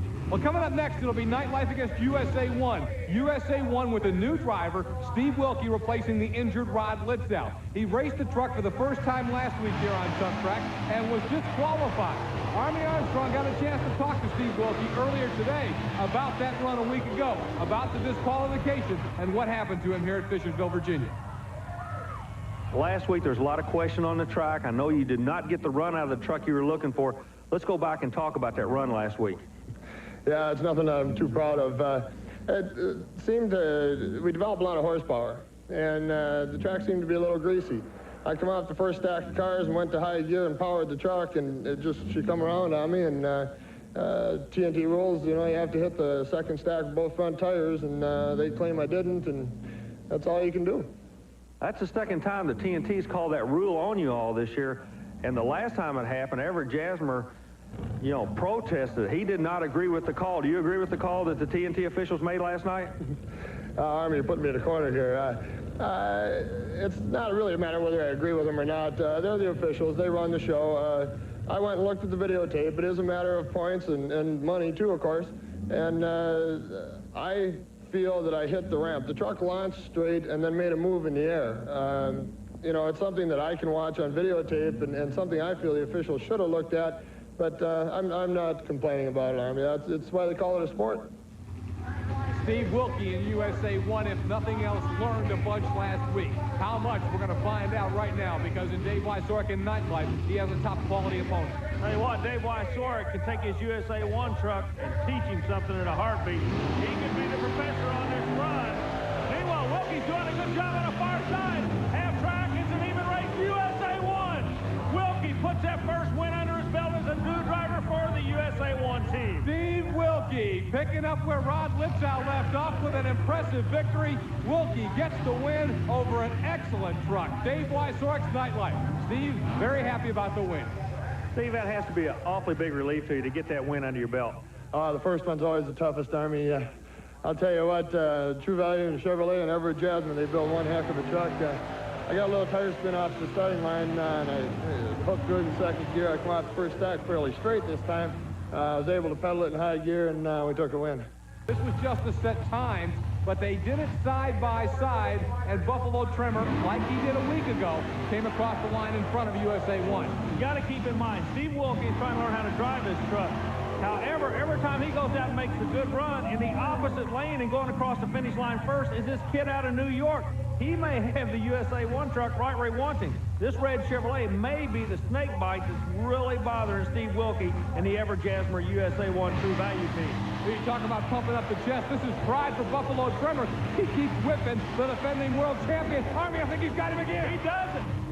I cannot believe it. Every time the Trimmer's gone up against Wilkie in the USA 1, he's put him away. Buffalo Trimmer wins it. Here's Johnny K. But Johnny... Well, we're going to look at some qualifying round action with Carolina Crusher, USA 1 side-by-side here. And they're just racing for time trials right now to put down their times to see where they draw in the bracket. But I'll tell you, the top 4 in qualifying are the top 4 in the points right now. Rod Litzow is back in USA 1. The last couple of weeks, he's been out because of a hand injury. Steve Wilkie's been doing a great job driving the truck. But Rod's back, and we asked him about that hand injury.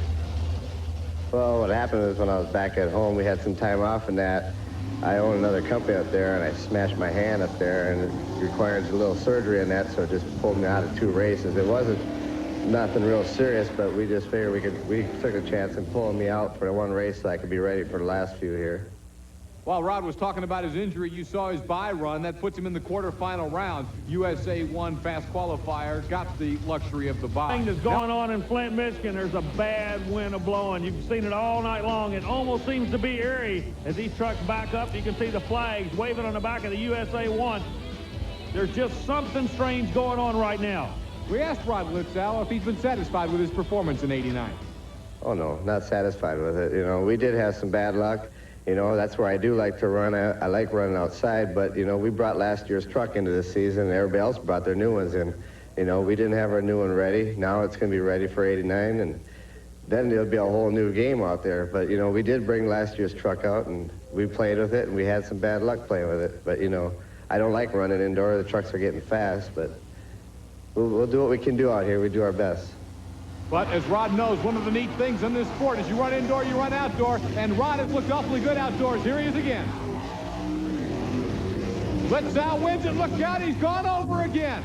Rod Litzow has flipped it several times, and now Army is taking off down there, and several other track officials are headed down to USA 1. A terrible flip as Rod spun and hit the asphalt several times. Several people getting him out. Litzow looks a little bit shaky right now, as Army has him and a couple of other drivers. There's Mike Wine, Marvin Smith, there's Ever-Jasmer, the team owner, and as you can see, a great deal of concern here in Flint, Michigan.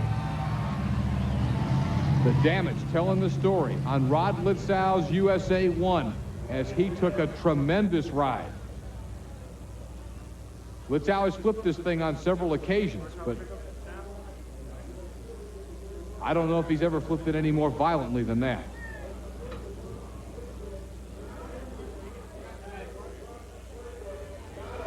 Well, right now, I think people are just trying to talk to Rod and make sure he's all right. And there's Alan Goss, who heads the competition end for TNT. And I think he's calling for, he's either calling for an ambulance or some other help. Yeah, I believe they're calling for an ambulance, and now the loader will pull USA 1 back up and over. Yeah, Scott, what's happening down here? The EMTs have just been asked to come over. That was a very violent flip. It was a sprint car type flip. It was a snap roll, and he's in the hurt right now. Believe me, he's having a whole lot of trouble standing up. The drivers are down here. We'll get back to you. Well, Army, everybody's got him under control there. Now they're going to take Rod and put him in the ambulance, and I guess the question is, as we watch the flip again, what was Rod saying? What was it like when you got to it? Well, when I went over to him, he had already unbuckled. He was trying to stand up. The truck was laying on its side. But I believe he was into shock because his knees, you can see his knees starting to go away from him. I just reached in and said, grab a hold of my neck. I'll pull you out of here. That's exactly what he did. When we did get him on his feet, he was real heavy. He was really spooky.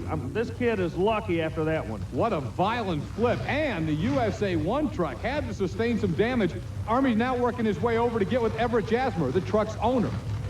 Ever-Jasmer, first things first. Is the driver okay? Rod's okay. He's just shook up. No physical damage. What about the truck? It looks like 89 just went down the tubes for you. Looks like we're making a real hard charge for the end of the season here, and it really looks bad right now. I mean, that's not to say we won't be back next week, but it doesn't look real good.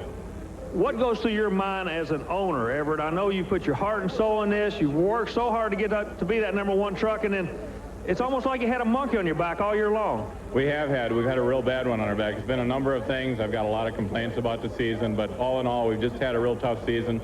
We've got new trucks already near completion. I plan on coming back and taking the championship again next year. Looks like we probably won't make it this year. You hear the fans roaring as they've been told that Rod's okay and is just going to be checked over in the ambulance. And the USA 1 truck obviously eliminated for the night. Army's back with us. Army, what a run. Yeah, he nose over. You watch on the replay, it just came over. He throttles up on it, trying to pull it out. Not going to work. It ducked to the left. Now watch the flipping action here. The driver really gets snapped around inside the truck. Comes over, lands on his top. Now, I've got to say one thing about the TNT Rules Committee. They designed the roll cages in these trucks. That's a 12,000-pound truck, and the roll cage worked. That's what saved Rod Litzow. The roll cage, the seat, and all the driver protection will just tickle to death. He's okay, but that's what the sport is coming to. Each week, quicker, faster, as we see Rod now sitting in the ambulance getting a little bit of oxygen. Let me say something else about that, too. No one is going to outbuild a roll cage or build a cage better than Everett Jasmer because he believes in the safety of these vehicles and to take care of his driver to make the fastest and safest truck possible. And that's why people like Everett are so critical to the success and the future of the sport. Oh, definitely. And he learns. It's been a very expensive year for that young man. This truck's been upside down like 6 times, but that shows you you're pushing it to the outer edge of the envelope. When you start flipping them like that, that's what it's going to take to win. Full off for our super stock tractors in Bowling Green, Ohio in just a moment. But first, one more time, this terrifying run for Rod.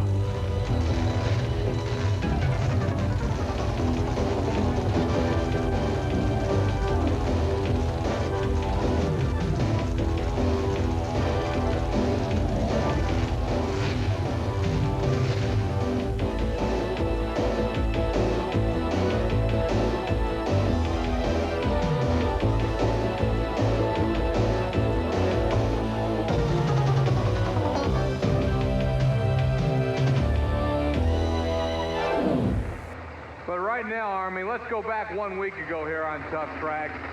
As violent a flip as I've ever seen in this sport, you're about to witness with Rod Litzow in USA 1.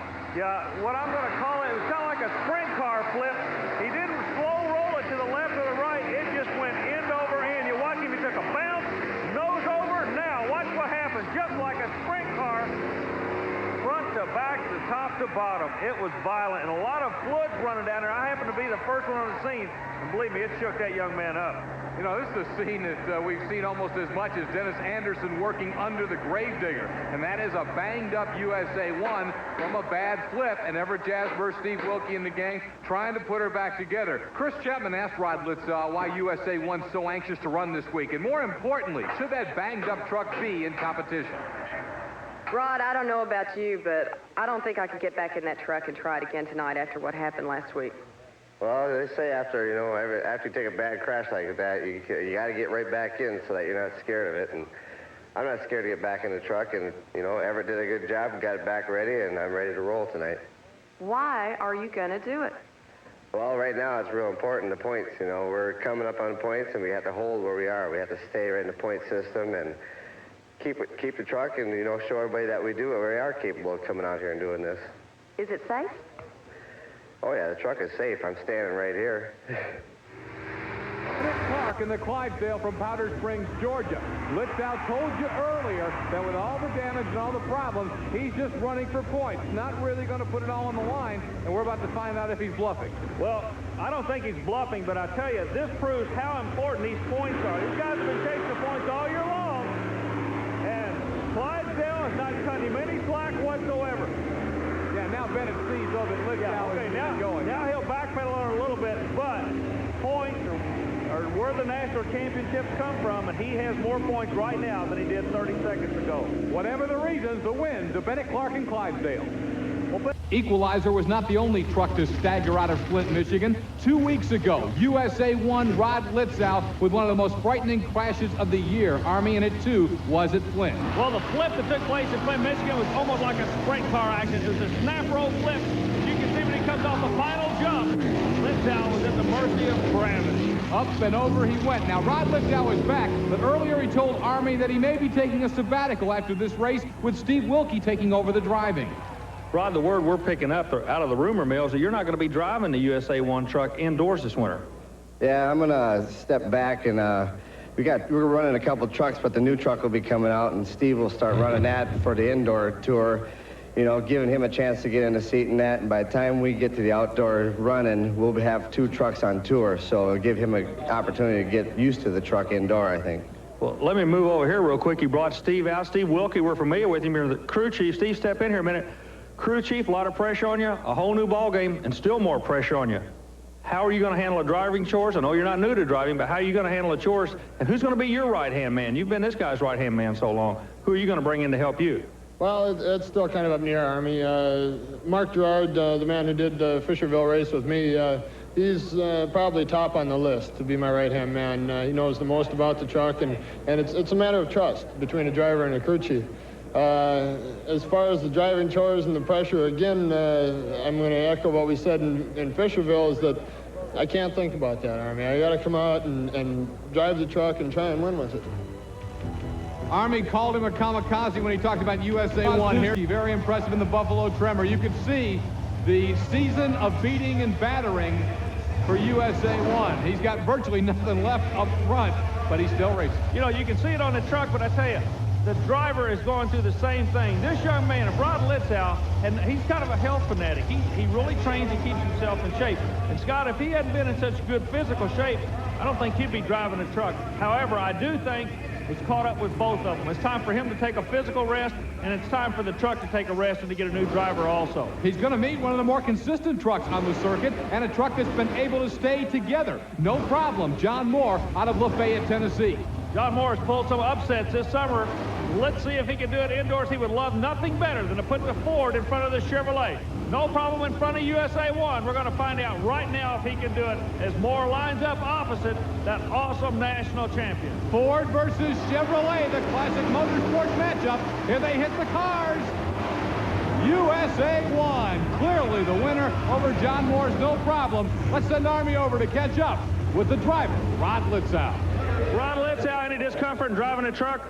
Yeah, a little bit. I'm getting sore. It's hard on my wrist. The bouncing now, I try to shift, and it's getting a little hard on my wrist, but I'm going to play it through. I'll be able to go through tonight. What do you say? Can you win this thing in Atlanta? You know, you just kind of came in here feeling your way out, but you're looking good now. Well, I always want to say I'm going to win, but, you know, I can't tell out here. This track is... You just got to play the track right.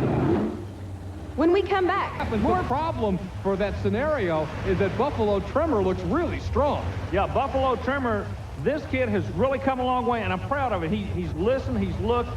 He's not taking a quantum leap. He's taking it one step at a time. But, man, every week he's further into this elimination. However, right now he does have a pretty big step to get over. He's got to step and fetch it over USA 1 and Rod Litzow. Interesting matchup. Everett Jasper really puts a lot in state-of-the-art truck, although it's beaten and banged up. He puts all kinds of knowledge into it. Buffalo Tremor's working hard, but he's got that big motor. Rod Litzow gets him, though, in USA 1.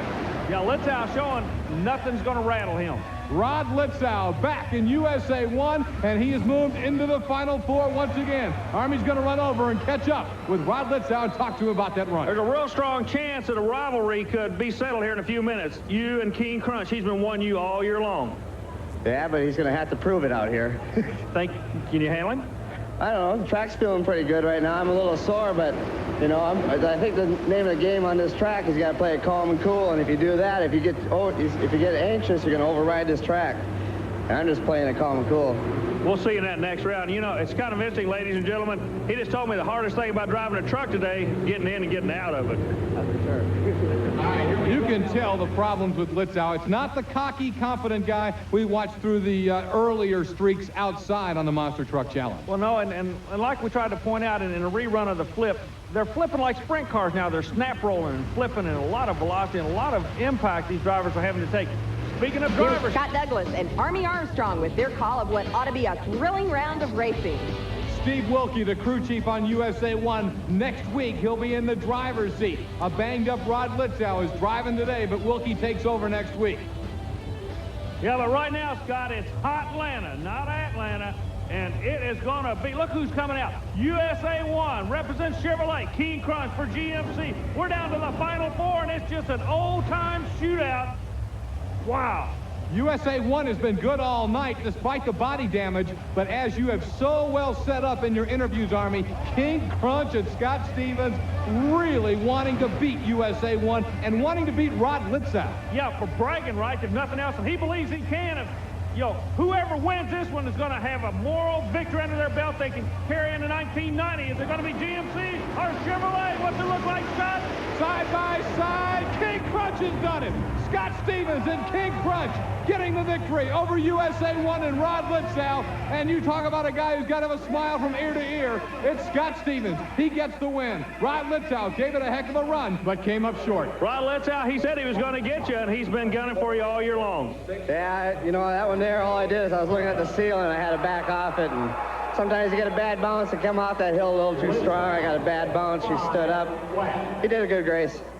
Good job. We'll see you next week. All right, thank you. You know, Rod didn't give him a thing, though, did he? He can talk about the ceiling all he wants, but he was going after that Texan.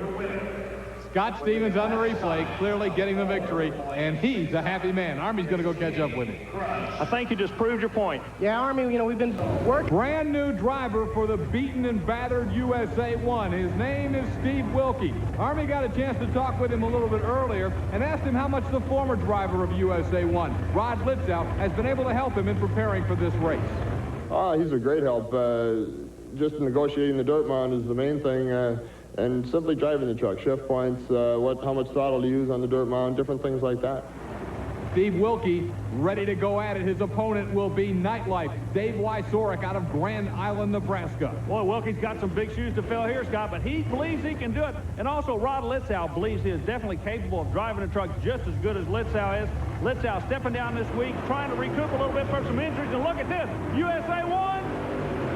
All right, Wilkie takes his first win, Scott. Steve looks very good. Excellent run for Steve Wilkie in USA 1. And thumbs up from Rod Litzow, the former driver of the truck. So Wilkie puts Nightlife away and will go into the second round as he advances along with Carolina Crusher. Steve Wilkie gets the victory, and then USA 1, or what's left of USA 1. Steve, the run looked awfully smooth out there. It felt really good, Army. It's the first time I've ever negotiated the dirt mound in competition, and it feels really good. I'm looking forward to it. You got confidence in the truck for the next round? We're going to run it till she falls. You know who you're going against in the next round? Winner of the Equalizer Thunder Chicken race. We're here. You're right in the middle of the big time. Good luck to you. Thanks, Army. Well, Army, you hit it when you're talking. That's significant of last week's victory. Here's a guy with several wins, but how beaten and battered is he? Well, I don't know. We're going to see what the truck can do right here. We're talking about USA 1, Steve Wilkie driving Army a truck, and now it looks kind of like a modified. Well, I'm going to work my way down to Rod Litzow, who normally drives this truck. He is going to be the crew chief tonight, turning the driver's chores over to a very capable Steve Wilkie. We're going to see if we can get Litzow to help us on the call, Scott. Okay, and you know, the opponent is the equalizer. It's somebody Rod knows very well. He's been racing him all year. David Morris. Let's see what Army and Rod think. Rod Litzow standing with me at the end of the Atlanta Omni track. You've got a new driver up there. What's going through the mind of that driver and you right now? Well, basically right now, I told him when you're up on the starting line with this hump being indoors, you have to come off that first hill a little bit slower. You pull out of it.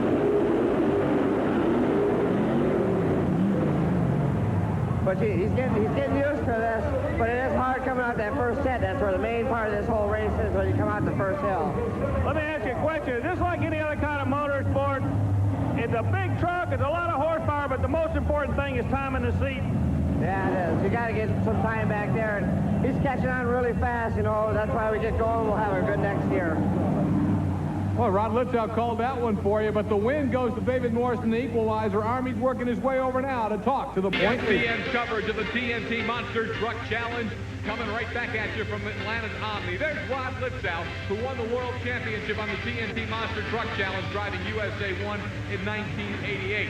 A rough season in 89. Several flips took their toll on the truck and on Litzow. So Steve Wilkie now in the cockpit, taking over for Litzow in the late stages. As we look back at the Omni, we're going to see Buffalo Tremor on the left of your screen against Litzow's USA 1 being driven by Steve Wilkie. And what you will see as Litzow looks on intently is how to drive an indoor course. Roll that hill, then hit it hard. The Tremor coming right at you as you see the shot he put down in Atlanta's Omni. Again, the first key is rolling the hill. The second key is stopping before you get to the wall. And you see how close it was as they came across the line. Buffalo Tremor gets the win. And Army Armstrong talks with driver John Kwasniewski. Now Now Army Armstrong's making his way over to Steve Wilkie, the driver of USA 1, who is frankly struggling after replacing the '88 world champion Rod Litzow. Steve, tight run. It was, you know, we had to go back to the camera to find out who won that thing. Yeah, Army, every time I run John, it's a close race. He's running really hard. He's come up, picked it up a lot. He detuned his motor, and he's not so hesitant with the motor anymore. And I had to run pretty hard. I thought I had him. But now Steve Wilkie's truck able to get back in because of the fast loser rule. The fast loser being brought back to the quarterfinal round. So a reprieve, a second life in Atlanta for Steve Wilkie. He would go up against Dave Wysorek and the Nightlight. Wysorek knows how to run indoors. He won at the Astrodome earlier in the year. But this time, as you can see, although they almost came together at the end of the track, Rod Litzow says, good job, buddy, as Steve Wilkie wins it for USA 1. And boy, watch the end. My goodness, a little contact wheel to wheel between Wysorek and Litzow. King Crunch. Now, King Crunch, state-of-the-art, computerized truck out of Woodlands, Texas. Scott Stevens laid out the early points races knowing he couldn't battle for the championship to get his truck absolutely ready, to get the onboard computers ready. You can see USA 1 didn't lay out. The races that truck missed, it was forced to miss because Rod Litzow, the original driver, just drove so hard every time out that the truck sustained damage in a series of spectacular flips. But here in the Omni, both these two guys were in the semifinals going for the right to meet the equalizer.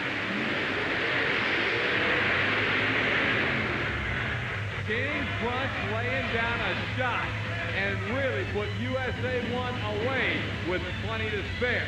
The win, however, did not come without King Crunch sustaining some damage as he dropped the drive shaft. That's something that's fixable sometimes. USA 1 was out for the day, and really for USA 1, the latter stages of 1989 were a training ground for Steve Wilkie to learn the truck and get ready for 1990. Kevin Ford, the crew chief on Scott Stevens' King Crunch, knew a lot of work had to be done back in the pit to see if they could get King Crunch ready for a championship Monster Smash showdown against the equalizer. Crunch and USA 1 side by side in the qualifications. King Crunch now ends up being second fastest, so he's still as hot as he was in Atlanta last week. God, you've got to remember, these fellas have this course down now to under 5 seconds. If you're going to be a player, you got to go 5 seconds or quicker just to get in the top half of the qualifying field. That's the caliber of trucks you see at the TNT events.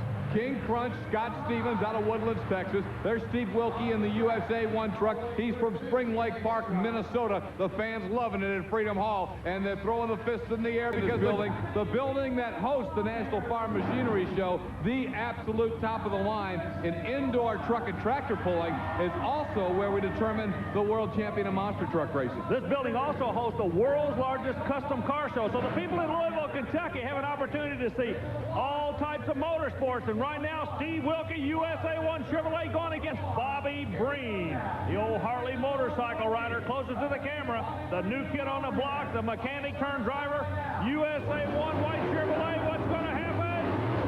Look at Wilkie. Got good run by Wilkie.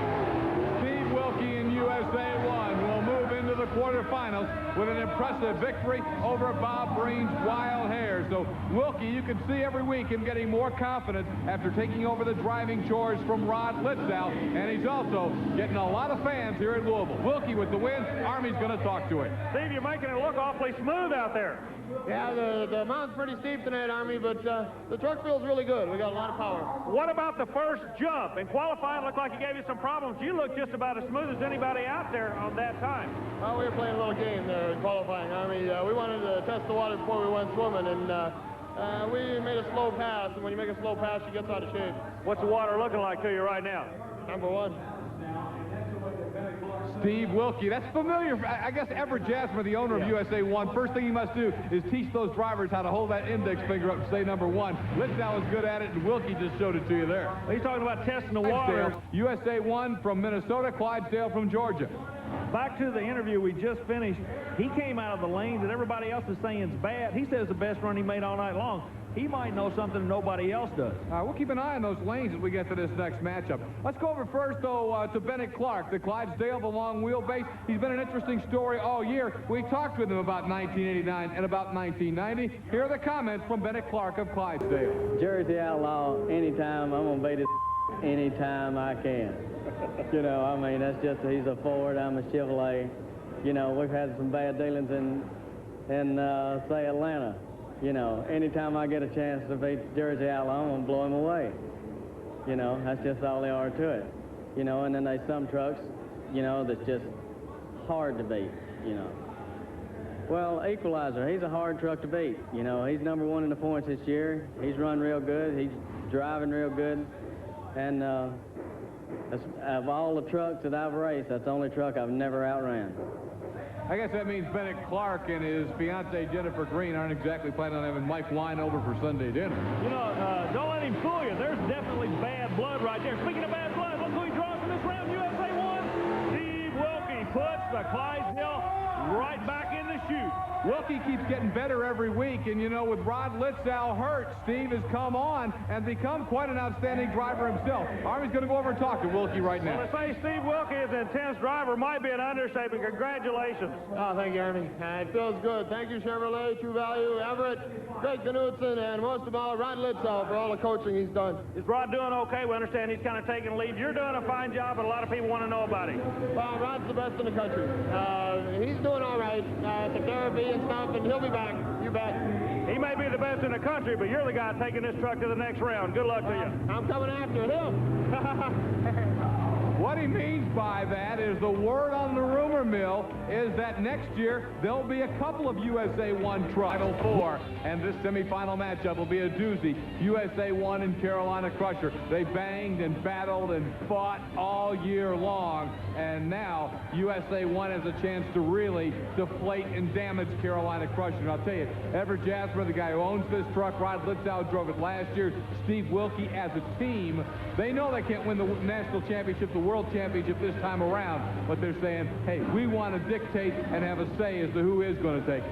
Yeah, they can sure put the hurt on that national points chase, believe me. And it's a good opportunity for Steve Wilkie to learn here. The truck you see, it's been beat, it's been run hard, it's been battered, it's been upside down 6 times on the tour this year. Meanwhile, Porter, set #2 in the points, will be sitting right off to his left. Porter, got to be the odds-on favorite. Cool, calm, collective, #2 in the points. Wilkie can really play the role of the spoiler of 1989 if he can put the Carolina Crusher out right now in this round, Scott. And Gary's not getting any help either because nobody's been able to knock Equalizer off for him. So the biggest hope Gary has right now is to beat USA 1 and then try to knock Equalizer off head-to-head. But to do that, he's got to put Wilkie away first. And I'll tell you, I've really been impressed with the way Steve Wilkie has come on in recent weeks. Yeah. Steve Wilkie is a good monster truck driver. Driving USA 1, let's see what's going to happen. He'll be working the right lane. The lane that earlier everybody said was the good lane to be in, now they're saying no. The left lane, the Carolina Crusher lane, that's where you need to be if you're going to go quick.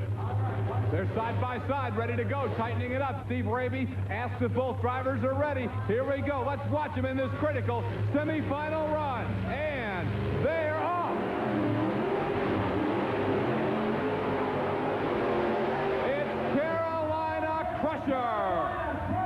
Boy, Gary Porter, awfully smooth, or as smooth as can be, coming over that first ramp. The first ramp is going to make or break you in Freedom Hall this weekend. And on that run, he was able to make Gary Porter in the Carolina Crusher. Scott, it's kind of interesting. I want you to notice the bounce after that first ramp. It is so important. If you happen to bounce the wrong way, be up at the downtime, you're in trouble. That's exactly what happened to USA 1. The win, though, goes to Gary Porter in the Carolina Crusher as he takes out Steve Wilkie in USA 1. Army Monster Truck Challenge means the superstars of monster truck racing each and every week battling in the major leagues. And there you see a guy who has the scars of Major League Warfare in 1989. That's USA USA 1 Steve Wilkie, now the driver, taking over for Rod Litzow a few weeks ago. That's Everett Jasmer's truck with Rod Litzow driving. It won the World Championship in 1988. We asked Everett Jasmer if he's disappointed in 1989, failing to defend the title. I'm not really all that disappointed. We've had some bad luck. We've had some turns that went against us this year. All in all, we've learned a lot this year. I think that this year was a real learning year for all of us in monster truck racing, including the promoter TNT, as well as all of us as racers. We're right now in the process of regrouping and getting things straightened out as far as rules and regulations for 1990. I think 1989 has turned out to be a learning year, and all I can say is it won't happen again. We'll be back next year. With all due respect to the spectacular runs of the Gravedigger, USA 1 has probably been the most spectacular truck in terms of wild action. It split 7 times in '89. What caused all those accidents? A number of factors have come in. First of all, the truck has been through a lot, and of course, each time it goes through a major crash. That includes 7 major crashes since this time last year. There is some fatigue happening to the truck, but more so, it's just that we're running so much faster, and quite honestly, the truck is starting to get outdated. Even just 2 years old, it's already outdated. And some of the crashes have been due to track conditions, no fault of ours at all. Some have been due to breakage of something on the truck that caused it. A lot of different factors. The only thing I can say is that when you run as hard and fast as we do, things happen, and they've just happened to us more than usual this year. The guy who you saw in the cockpit putting that truck over, and who you'll see here flipping it again, is Rod Litzow. He drove to the championship a year ago and drove most of '89, but has relinquished the wheel to Steve Wilkie. Will Rod be back? And is Everett Jasmer confident in Steve Wilkie? First of all, Rod's only out temporarily. He's going through some rehabilitation for a little bit of stress that came to his back during the last major crash in Flint. He wants to be back next year. I'm quite sure he will be. Needless to say, time will tell. In the meantime, Steve Wilkie is my second driver, and he's coming up real fast. Next year, I plan on having 2 good drivers out, and I believe Rod will be one of them. There's Steve Wilkie now in USA 1. His opponent will be Bob Breen in the Wild Hair. You know, Everett just brought out something that one of the reasons they are a successful team. Wilkie, Litzow, everybody works together.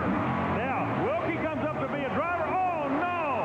Scott, you're not going to believe it, but I believe we got a disqualification. USA 1, True Value Chevrolet, I believe, went over the center line. Boy, he almost took Bob Breen out with him. Let's watch it again. And here on the replay, look at Steve Wilkie completely off the cars, and you can see he did make contact with Bob Breen and the Wild Hair. So as you pointed out, it will be a disqualification against Steve Wilkie and USA 1. Your winner is Bob Breen and the Wild Hair, and he loves it. Army's going to talk to both of them. Steve, real quick, an awfully good run. Looked like the truck bounced real violent to the right on you, and it didn't look like there was any way to control that. Well, Bob's tough. I know you have to come out and bonsai it tonight because we're all running tough tonight, and congratulations, Bob. You had a good race. Looking forward to 1990. That's definitely. Bring a new truck out. I think Everett Jasmer must coach that number 1. Look just like Rod Litzow putting that finger up there. You know, you talk about 19.